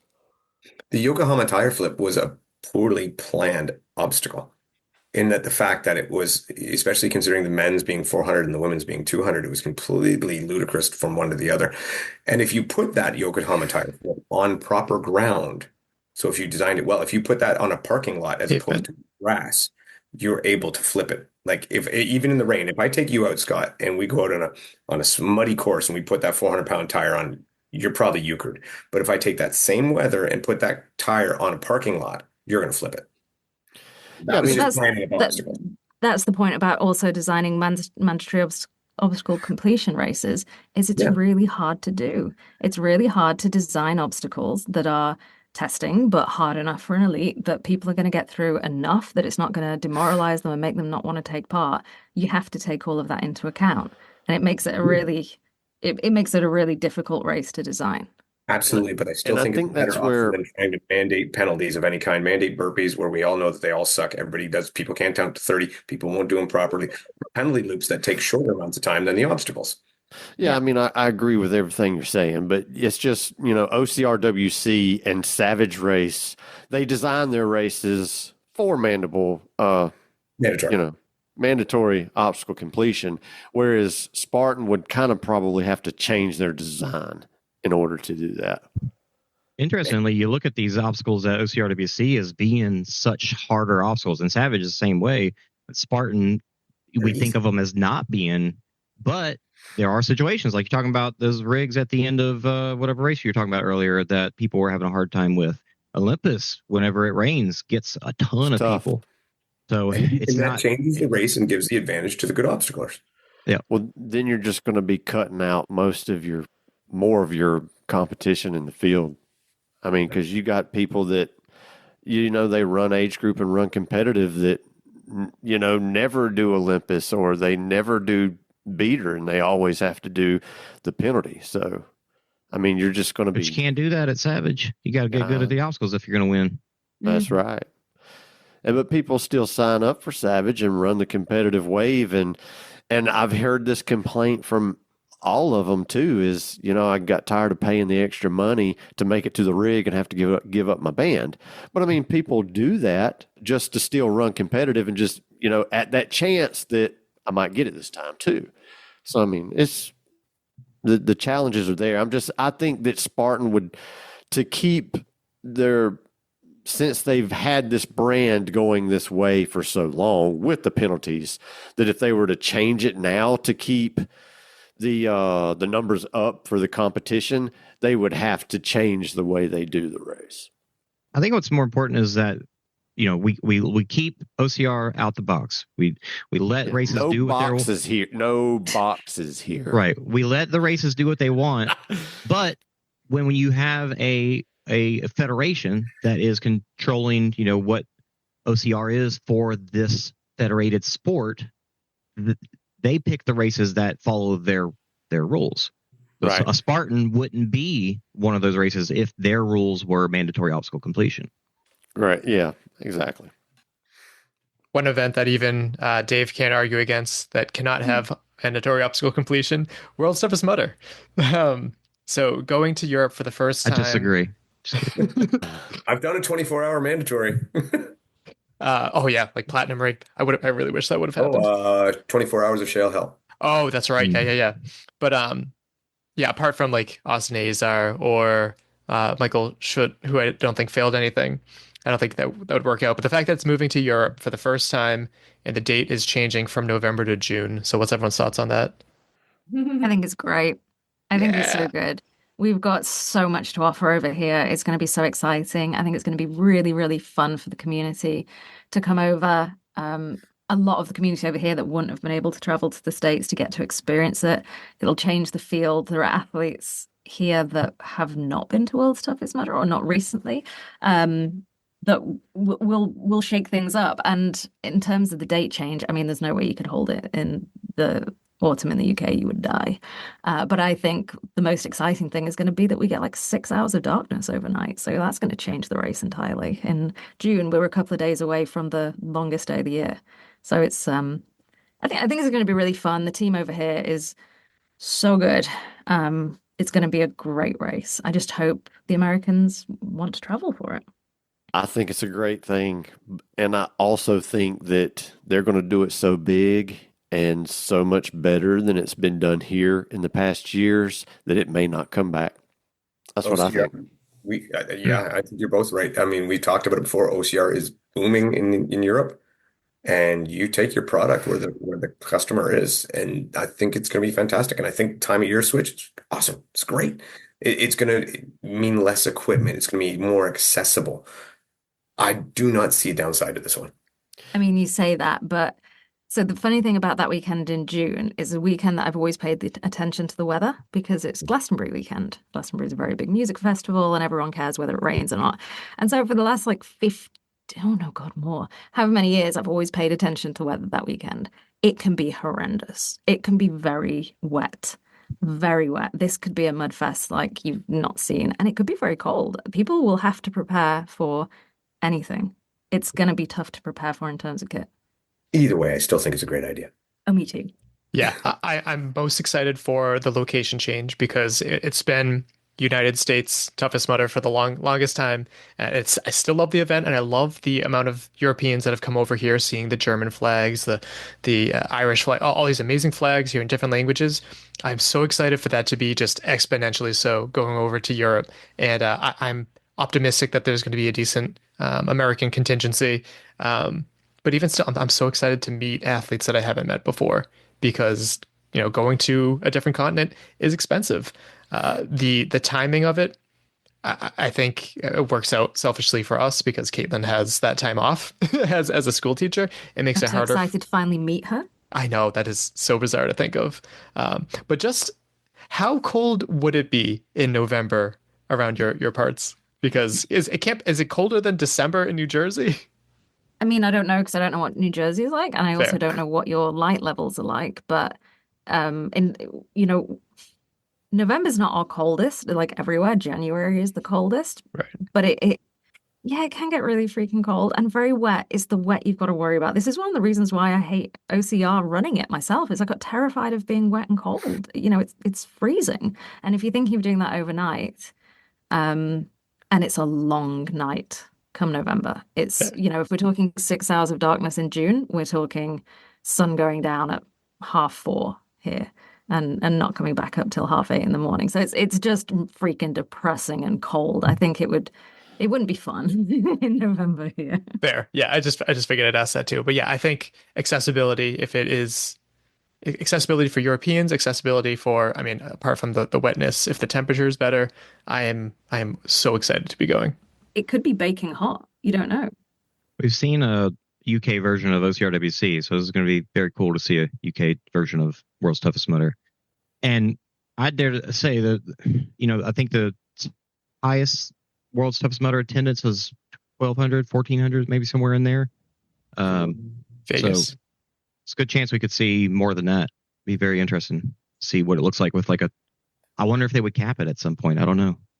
Like 2,000, 3,000 people? How many can you fit? That would be badass. Yeah, it would. Having that many people. I also agree that if it does well there, I don't see it coming back. And if it does come back eventually, how many years has it been in the United States? So 10 plus years. So yeah, it could take a while to come back if it ever does. But I'm very excited for the Europeans, and I think it's going to make a lot of money, and it deserves to. Europe's Toughest Mudder was running really well. The course was fantastic. The people there were fantastic. So I don't see this being any different. Yeah. You got full trust in them. And they have got to have in a U.S. version of Coach's Corner over there. And I mean, we all know that they do techno over there way better than we do it here. So that's got to be like badass. I really hope they'll come up with some ridiculous British things, especially with it being an actual castle. So right, and I also hope that they have like some of the American like the Sean Corvell or Clinton. It sounds like they're either going to be getting either of them, but I'm excited to see like I don't know who they have in Europe. So they have Fran. Fran could do what Sean does at the start line. We have a Fran. Not. She could not. She absolutely 100% cannot. Start working on it now, Fran. I'd love to see a penalty that is throwing darts, and you got to hit a bullseye to move on. Nice. You can get like Velcro dartboards, can't you? Nice and safe. Oh, there's the soft tip ones too. You can get those out there.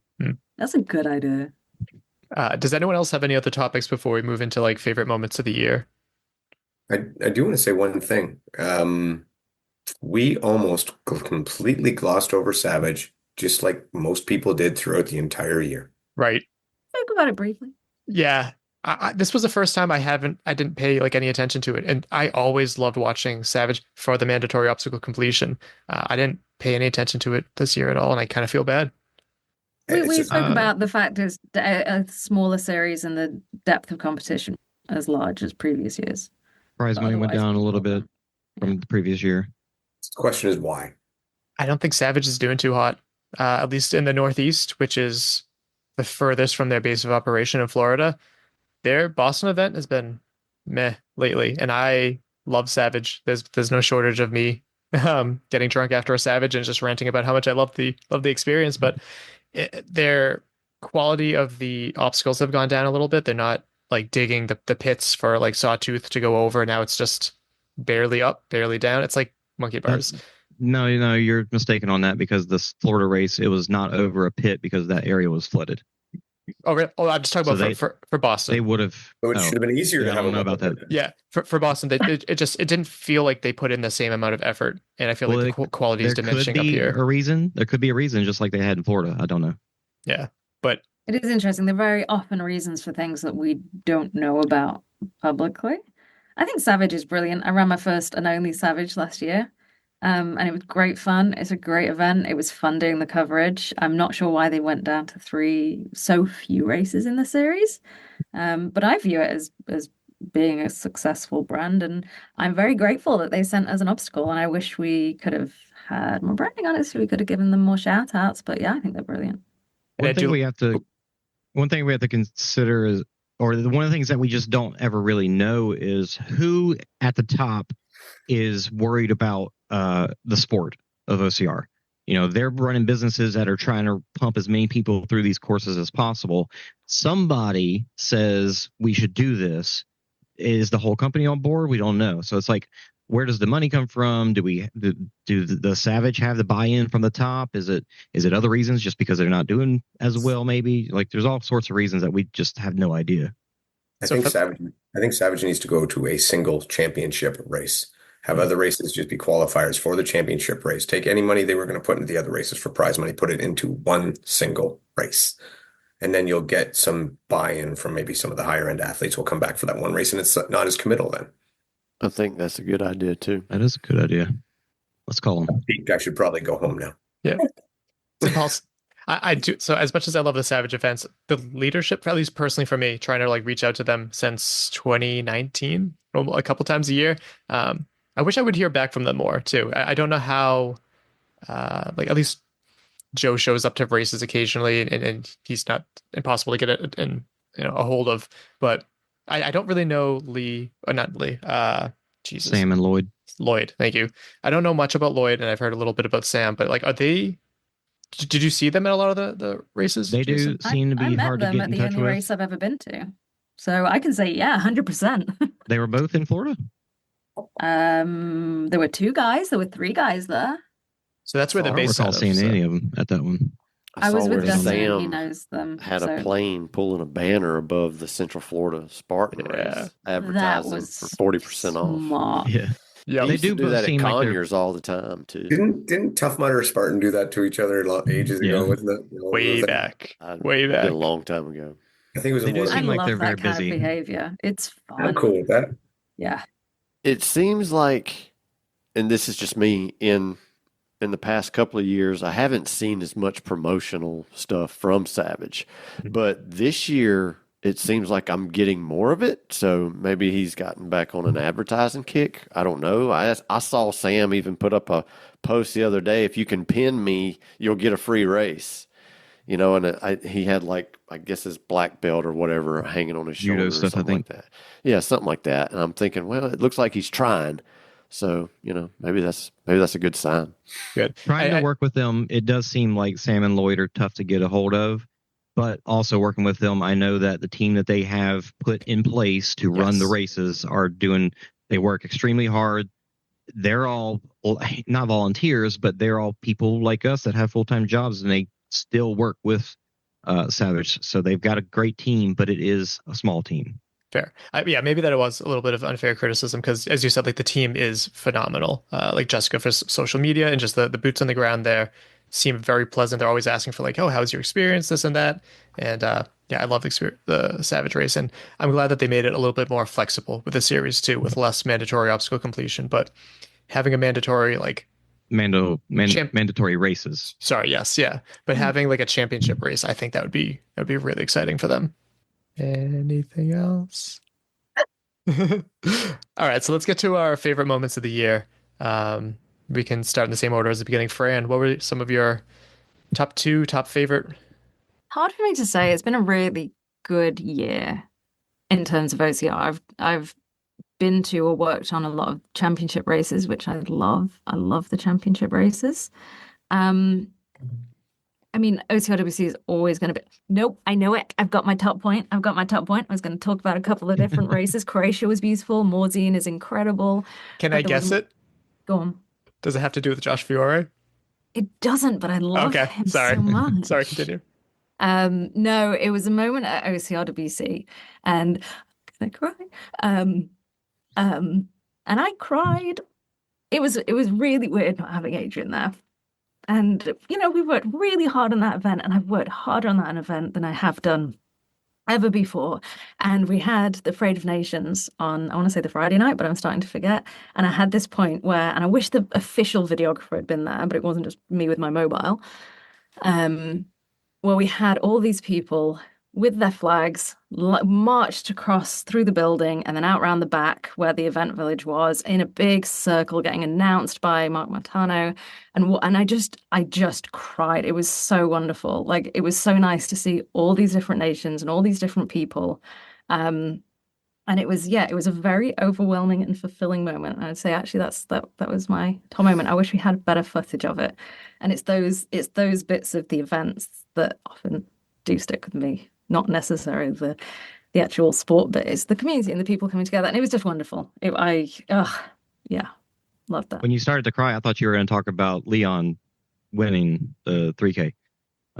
He got my tears last year. He doesn't get them again this year. How about you, Dave? Sorry.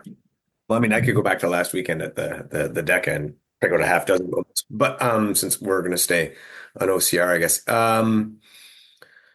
I was, and I don't know if I call this the biggest moment or whatever, but I'm going to call it my biggest plus or the biggest thing that I was impressed with, and that was Spartan Croatia. From top to bottom, just the scenery, the way the course was laid out, the competition, the 100-meter. I know I might be in a minority here, but I freaking loved watching the 100-meter. It was really well done.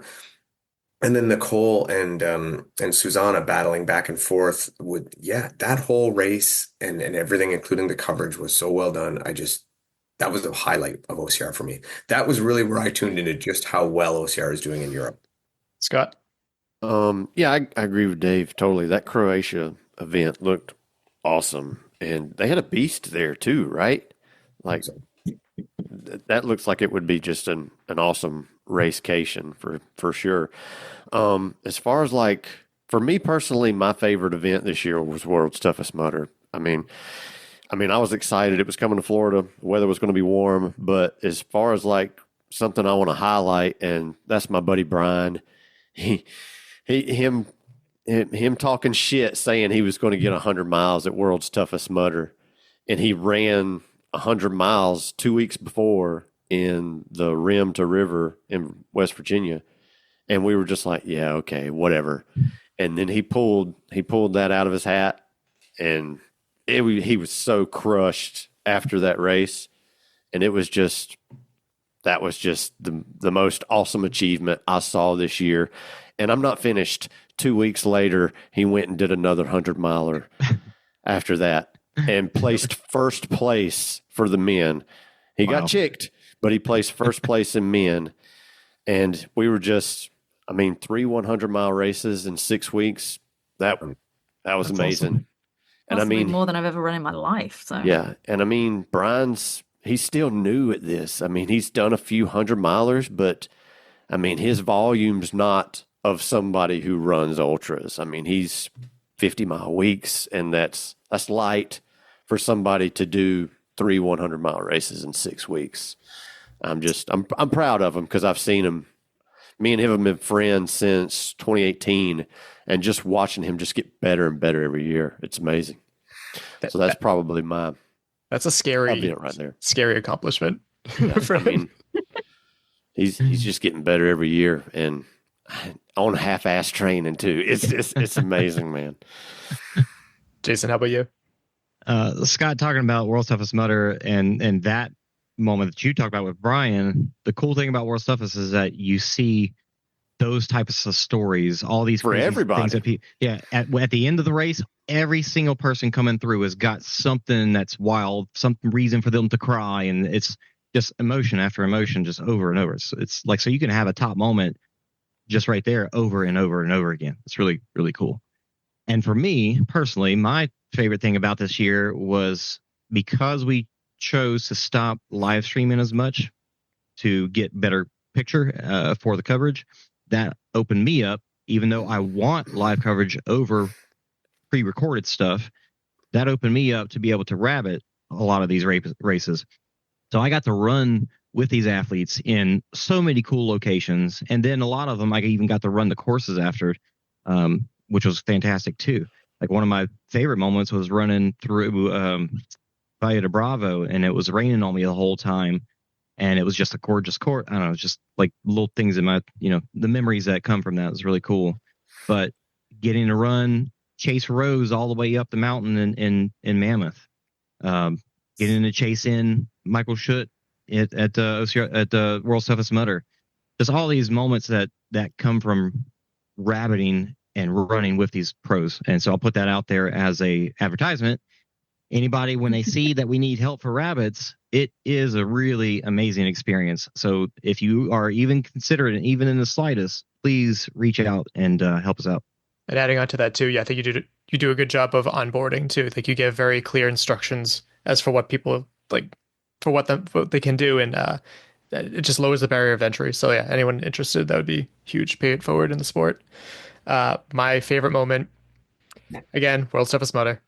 No surprise there. It was the best. Every aspect about it, from getting picked up from Carlo and even Jack at the airport to taking the Uber back when he knocked on the door and scared the shit out of all of us. Every moment of that was fantastic. I left there wishing that I had more time to hang out with every single person, and that's a big thing to say from an introvert like me. So definitely my favorite weekend of the year, and it lived up to it. Because sometimes when you go to, like, am I hyping it up in my mind? Is it not what I remember it? It is, and I'm excited for that every time. Yes, absolutely. So let's get into. Can you call yourself an introvert when you have a podcast with over 400 episodes? I don't really think you can do that anymore. So that's the crazy thing too. Going back to like OCRWC, I remember when I was covering in Stratton, I would do all the interviews, and then I would just go in a room to just like be alone for a little bit. It was just so much for me. I loved it, but it was overwhelming. But I think when someone like Dustin can be an introvert, we absolutely can. Right. Let's get to the goals from last year. Let's see. We'll start with Fran. We'll keep the order. Fran, you said this was aggressively boring after the fact, but you said that you wanted to do Tough Mudder Infinity in Scotland. So I guess we can start there. So I didn't do Tough Mudder Infinity in Scotland, but I did do Europe's Toughest Mudder. However, it was terrible, and I did 10 miles. But the 10, Jason was there with me. I did not have a good night, but I gave it a go.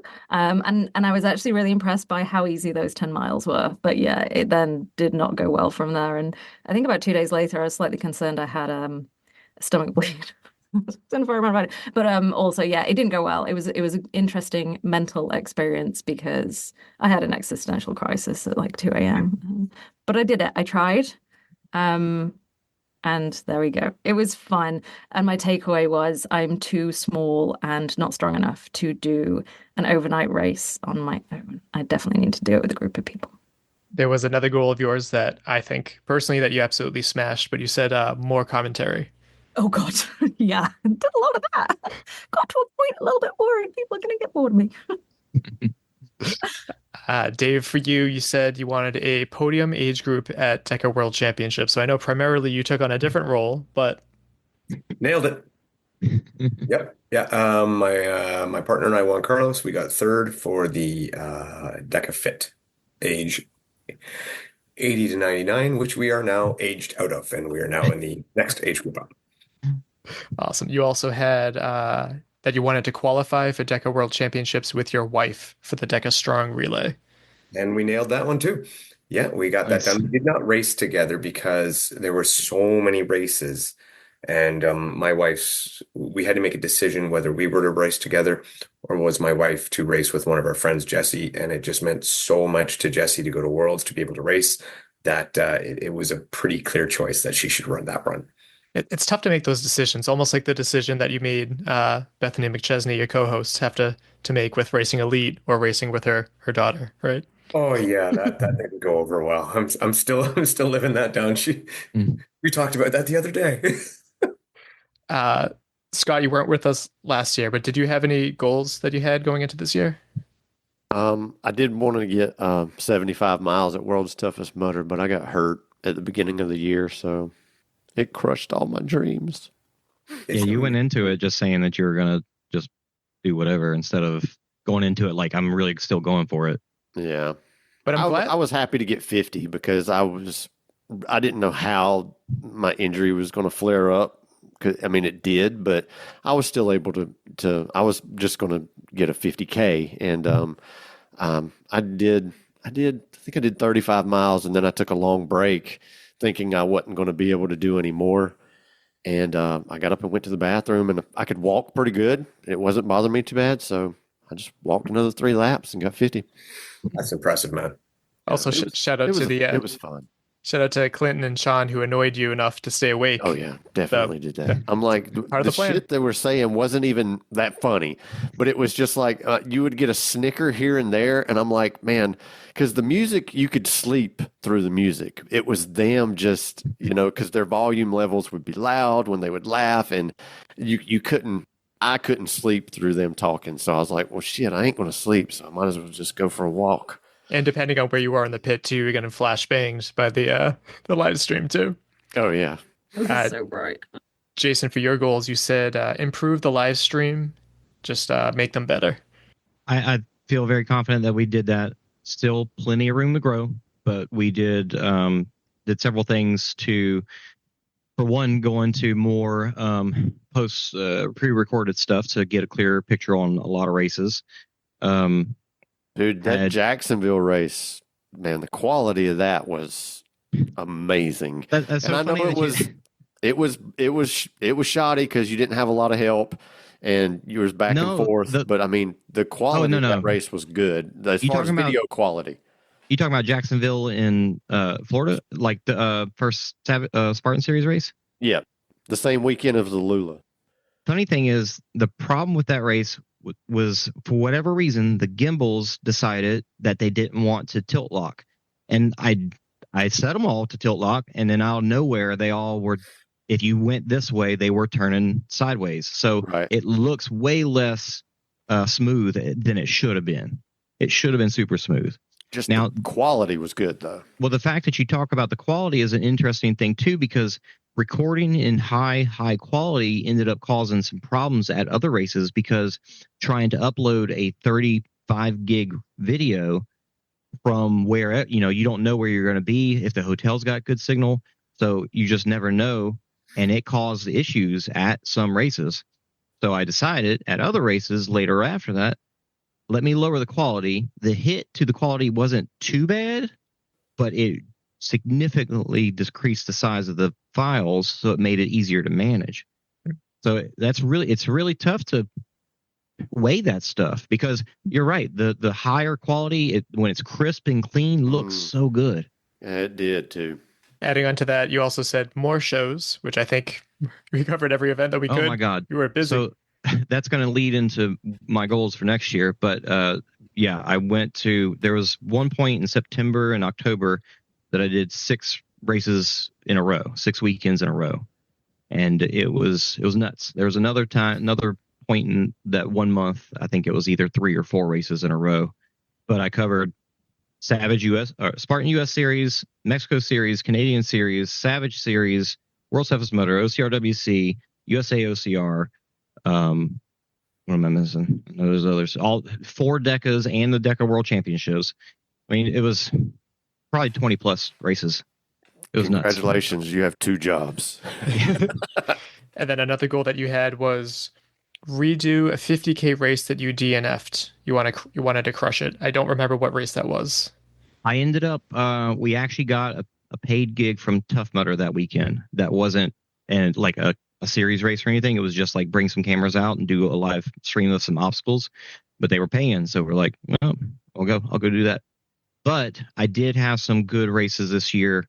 I think rabbiting all the elites it's basically like doing intervals, because you're running, you stop at the obstacles, you wait. So it's just, yeah. So I think it really improved my running this year. So like just recently I did a 20 miler. It's not a 50K, but I did do the Spartan. Actually, yeah. So the 20 miler I just did, and the Spartan 50K that I did, the Ultra in Dallas, both of those were extremely good results on my part, like really good pushes. And then you also said that you were going to try and make Infinity Scotland work. Well, since Francesca changed it over to Europe's Toughest Motor, that actually ended up working better for me as well. So I went to that and had a funny experience there too, where I went into it with no goals, and that ended up biting me. Ended up being, like, well, I could go out. I'm gonna be uncomfortable, but I could just stay here and I did 20 miles and then slept for a while. And then your last goal. I really thought Jason was going to come back, kick me up the butt, and be like, "No, you've got to go back out." And he was like, "Yeah, I'm not going to do that." And I didn't have any goals. It was it turned out to be a bad thing. I really wish I would have went into it with some goals. And then you also wanted more OCR talk episodes, which I think you definitely did. Yeah, after races, as I would be driving back to the airport from wherever, usually 30 minutes to an hour, 2 hours plus, I would record, and found a pretty quick, easy way to put out episodes. And even though I was in the car, I would run them through an audio enhancer and clean it up a little bit. I think it worked pretty well. So let's go through and come up with goals for, oh God, what did I have for goals? Shoot. Oh man, I didn't do well. So my goals were, I usually go for these local road running awards. There's the Iron Runner, where you have to do 250 total race miles. I didn't do that. Trailblazer, which is 150 trail race miles. Didn't do that. New England Award, where you run a race in every state in New England. Didn't do that. Consecutive Running Day Award. I haven't missed a day yet this year, so I'm still shooting for 366 days. What is that? I did this one. Do a hybrid race. It says maybe with or against Matt B. Davis. I did do a hybrid race. I did a DECA mile, and then I did a DECA strong team, and then I did a DECA strong. And by far, my favorite was the DECA strong team. I love the team events. That's got something special. And then, for the record, I believe your time was better than Matt B. Davis's. Sweet. And then the word of the year is fitness. I hired a coach, so I think I'm doing okay with that. There's that. All right, so new goals for 2025, starting with you, Fran. So professionally, last year was a really good year for coverage. I worked on a lot of championship events, loved it. This year's going to look different. There's going to be a lot less travel because of the way the calendar's working, but hopefully still get to work on as many events as there is coverage, if that is the best thing for the sport. And then I've also moved into working on DECA. So I'm on a very, very small DECA Europe team, and it's fantastic. So there's a lot to learn, and kind of heading up from the ground up all the marketing over here, and it's super fun, and there's a lot to learn. And so I have professional goals in that of what I want to achieve. Personally, there are some exams I want to take in June, and I've got a lot of schoolwork to do, and that's something that I kind of neglected in the last year with all the travel. So that's something that's definitely going to get prioritized this year. And then fitness-wise, what I realized I really, really loved about Europe's Toughest Mudder was running by myself at night in isolation in a remote area, which is not something I can ever do without worrying about dying. But I didn't really enjoy the obstacles, weirdly. And I was thinking about it, and then I was like, well, why don't I just do an overnight trail race? So I think I would like to find an overnight trail race, and if I can get it at the right time of year so that I'm not going to die, plan to do that. Because running outdoors in the dark with the stars, no music, by myself, that was the highlight of the event. So do they have Ragnar out there? Yes. I think that would be perfect for you. Ragnar. There's quite a few different ones, but yeah, I'll have a look at that. I think looped is a good idea. That's awesome. Yeah, I've always wanted to do a Ragnar. I know for the road runs, it's like a point to point, and it's just you keep going. But there's like a trail one where you can do like a loop, and then you go back and you camp with friends, and then another loop. That's that one's awesome. Always wanted to do that. Dave, what do you have for goals? So I wouldn't really call this professionally, but I want to continue to help some of these hybrid races with their officiating and go on from there, continue progressing that forward with DECA, with Hyrox, with whoever needs help, essentially, and even an OCR if they need it too, whatever, just to try to keep, yes, absolutely, Fran, I'm on board. Please, and, 100% want your help. Yeah. From a competitive side, I'm going back to DECA Worlds, and we're going for podiums again, but 1, 2, 3, 4. Going for 4 podiums at DECA Worlds next year. Oh, wow. Yeah. That's going to be tough too, because like you have another big job to do there too. And as you said, like your legs were tired. I could get fired by then. That might help a lot. So you're saying there's a chance. Yeah. It'll be three relays and 1 solo. So hopefully they can put it together. Love it. Scott, what do you have for goals? Nothing crazy. I just want to get healthy and compete again, and I'm going to get married. Nice. Hell yeah. That is a pretty big goal. Yep. Been working on it for 7 years. Hopefully there's a very small chance that you can fail that one. So hope not. Jason, how about you, buddy? Personally, I do hope to get to do actually a couple of Ragnars. There's a new one here in North Texas, which I'm excited about. There's one in Arkansas I think might be new too, and I feel like that would be a really pretty one.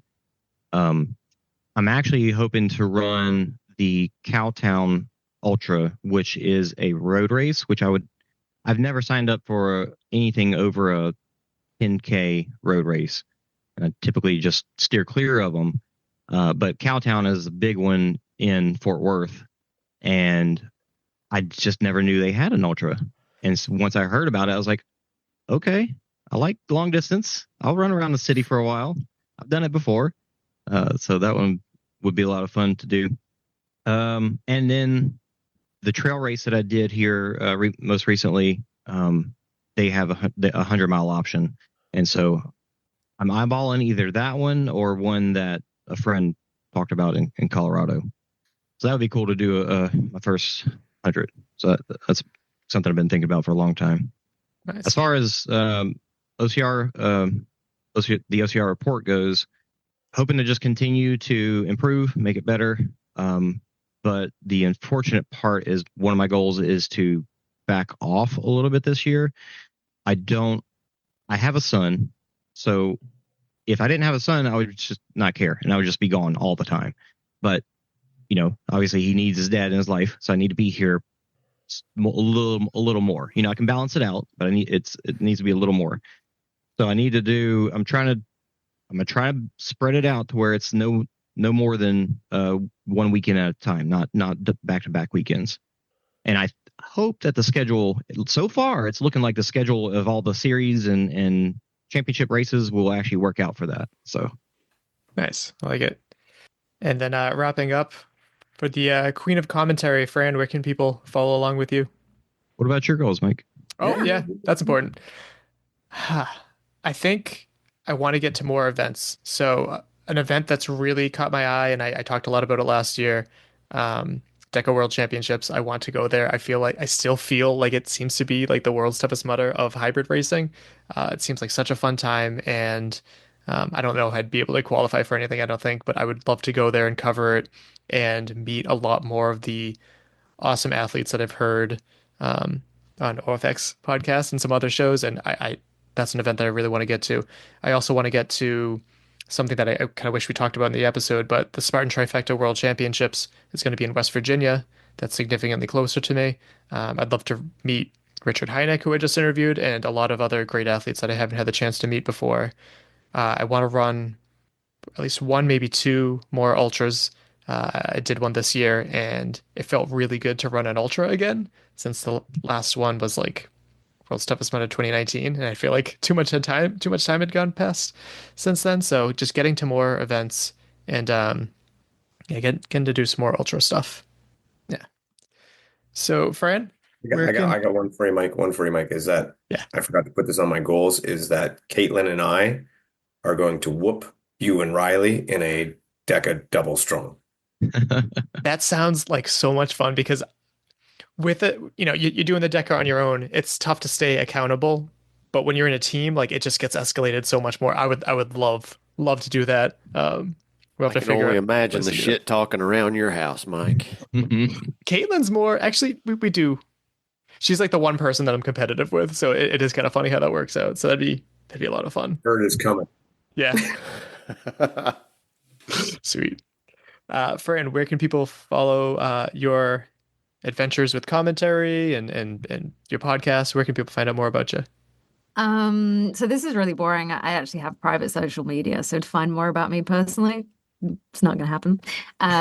Just have to stalk her. Oh no! Sorry. They'll just have to stalk you, or become really good friends with you. Yeah, that's why I have private social media.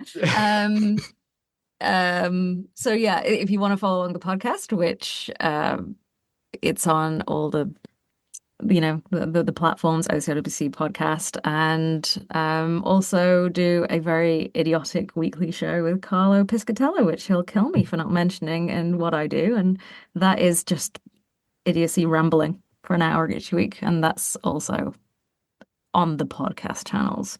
But yeah, if you get to know me, you can follow me along on socials, but otherwise no. Perfect. And for the man who has taken the mantle of really upping the officiating game and everything for Deca, the biggest source of news for all my hybrid racing knowledge, Dave, where can people find out more about you? Again, the OFX podcast. Bethany and I still every week, except for next week. We're taking a week off for the holidays. So, but yeah, we're up to over 220 episodes. So we've been going on it for a while. So the OFX podcast is there. And if you want to follow me personally, it's ugly.dave on Instagram. And anyone has any questions or whatever, feel free to message me. I honestly, I think I get back to everybody. Yeah. I'm pretty diligent about it. And for someone who has their boots on the ground in the sport more than I think just about any other podcaster, who's always running the races, knows the age group, competes in the age group, Scott, where can people hear more from you and your crazy friends? Thank you for your kind words. You can personally follow me on Facebook. I have a personal Instagram account that I don't really use. I'm mainly the busiest on I'm a Spartan podcast on Instagram. You can find us on Spotify or anywhere you listen to podcasts. If you personally message me, I'm probably the most responsive on Instagram Messenger. So yeah, check us out. And to the man that there'd be very few live streams and amazing footage of all of this. The one that has just done really well with this, and hopefully looking for other people that you can train so you can do your job a little bit less. Also rabbiting and everything too. Jason, where can people find you? Instagram, jdupree_OCR is where you'll find a lot of like my own personal fitness journey, as well as a little bit of tech behind some of the live streams. I like to post like the setup that I have and talk about the rabbits and stuff. Sometimes that makes it onto the OCR report channel or page as well. But OCR Talk, obviously, I talk about in depth about the tech behind it all on those podcasts, and they're on all the podcast channels. And obviously the OCR Report YouTube channel, you're going to see lots of me if you're watching the rabbits or the times that I have to step in to commentate. But other than that, I'm just behind the scenes, and so you just get to watch all my work be done. Yeah. And I'm here at Obstacle Running Adventures with my wife, who is continuing to do the show with me, which is pretty nice. And thank you guys so much for your time. This was a fun talk. Absolutely. Thank you. Okay. Welcome back. Thank you to Fran, Dave, Scott, and Jason. Please check out their podcast as well. 4 related episodes. Episode 105 was the OCR Roundtable chat with Heather Bodie, Mappy Davis, and Josh Chase. That was from 2018. Episode 157 was 2019 OCR Roundtable chat with Josh Chase, Scott Knowles, Jason Dupree, and Anna Landry. Episode 209 is 2020 OCR Podcaster Roundtable chat with Josh Chase, Scott Knowles, Jason Dupree, Anna Landry, and Kim DeVos. Episode 261 is 2021 OCR Podcaster Roundtable chat with Mappy Davis, Scott Knowles, Dave Claxton, and Rich Ryan. Episode 313 was the 2022 OCR Podcaster Roundtable chat with Dave Claxton, Scott Knowles, and Bracken Crocker. And then last year we had episode 366, which was the 2023 OCR Podcaster Roundtable chat with Dave Claxton, Jason Dupree, and Fran Chiorando. Subscribe and follow wherever you get your podcasts. We are Obstacle Running Adventures and all of the podcast players.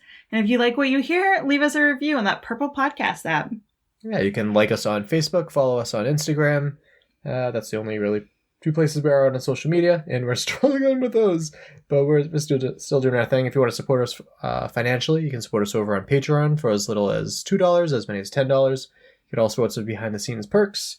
And let's see, coming up next, something that has never been done in the 8-year history of our show. Can you believe it's been 8 years? That's crazy. But yeah, I'm going to leave it at that.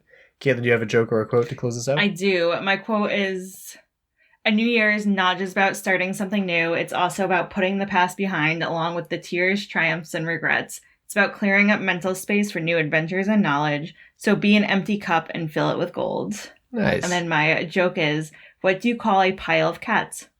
What? A meowton. Nice. That's it. All right, well, that just about wraps it up. My name is Michael Stefano. And my name is Caitlin Ritter. Enjoy our outro, and we'll talk to you next week. Bye. Bye. Thank you for listening. We hope you're feeling motivated, inspired, and ready to take on your next race or training run. If you've enjoyed this week's episode, leave us a review and share it with your fellow adventurous friends. Follow us on Facebook and Instagram at Obstacle Running Adventures. Don't forget to subscribe so you never miss an episode. Join us every week for more news, stories, and interviews from the community. Our intro song was Streaker by Straight Up. And our outro music is Iron Paw by The Best. Recording in progress. Hey, I don't know why my name is OOM. Oh no, Mike sounds like a robot. You're gonna change this. Well, that answers my question. There you go. Yeah. Nice. So this is my gaming headset. Does it sound better or worse? It is loud. It sounds good. It is loud. It sounds fine. All right, I'll run it through the level later, so that should clean that up. Levelator. Yeah, That sounds like the robot that was talking earlier. Very cool word. Yeah. Drinking some shine there, Dave, out of old mason jar. I'm getting not drunk. If I wasn't going out later, I would have some drinks myself. because that makes me more talkative. But oh well. All right. So we get straight face Jason. We don't get the trying to get me into bed, Jason. Sweet. We did it. Yay! Another year. Thanks for putting it together, Mike. No problem. Continuously. It's been a long day, so I feel like my mind was a little bit more scrambled than usual, but we did it. Yep. I think It's good to be back. Glad I was able to make it this year. Same. Yeah. Same. I still think Jay's show should now be OCR Tech, not OCR Talk. He said that in an episode. Oh, yeah. And 100% you need to change. That's really... I'm trying to think about the proper way to transition. It's not something I put a lot of thought to, but when it'll probably happen at some point. Yeah, you talked about it months ago. I'm like, yeah, you could totally do that. I changed my name years ago, so. Well, I would need to redo the logo, and there's logistics behind it. Or you could change it to OCR TikTok. TikTok. Could be like a little Tic Tac container, but it's like, yeah. I could just do the handwritten where tech goes in the middle, and there's a little arrow pointing down to where it should go, and you just write it on top. There you go. Mic test. Do I sound like a robot? I think it's working. I think it's working. I have a fever, but I think this in my face. Does it look better? Yeah, a little bit. Is it dry skin? I don't know.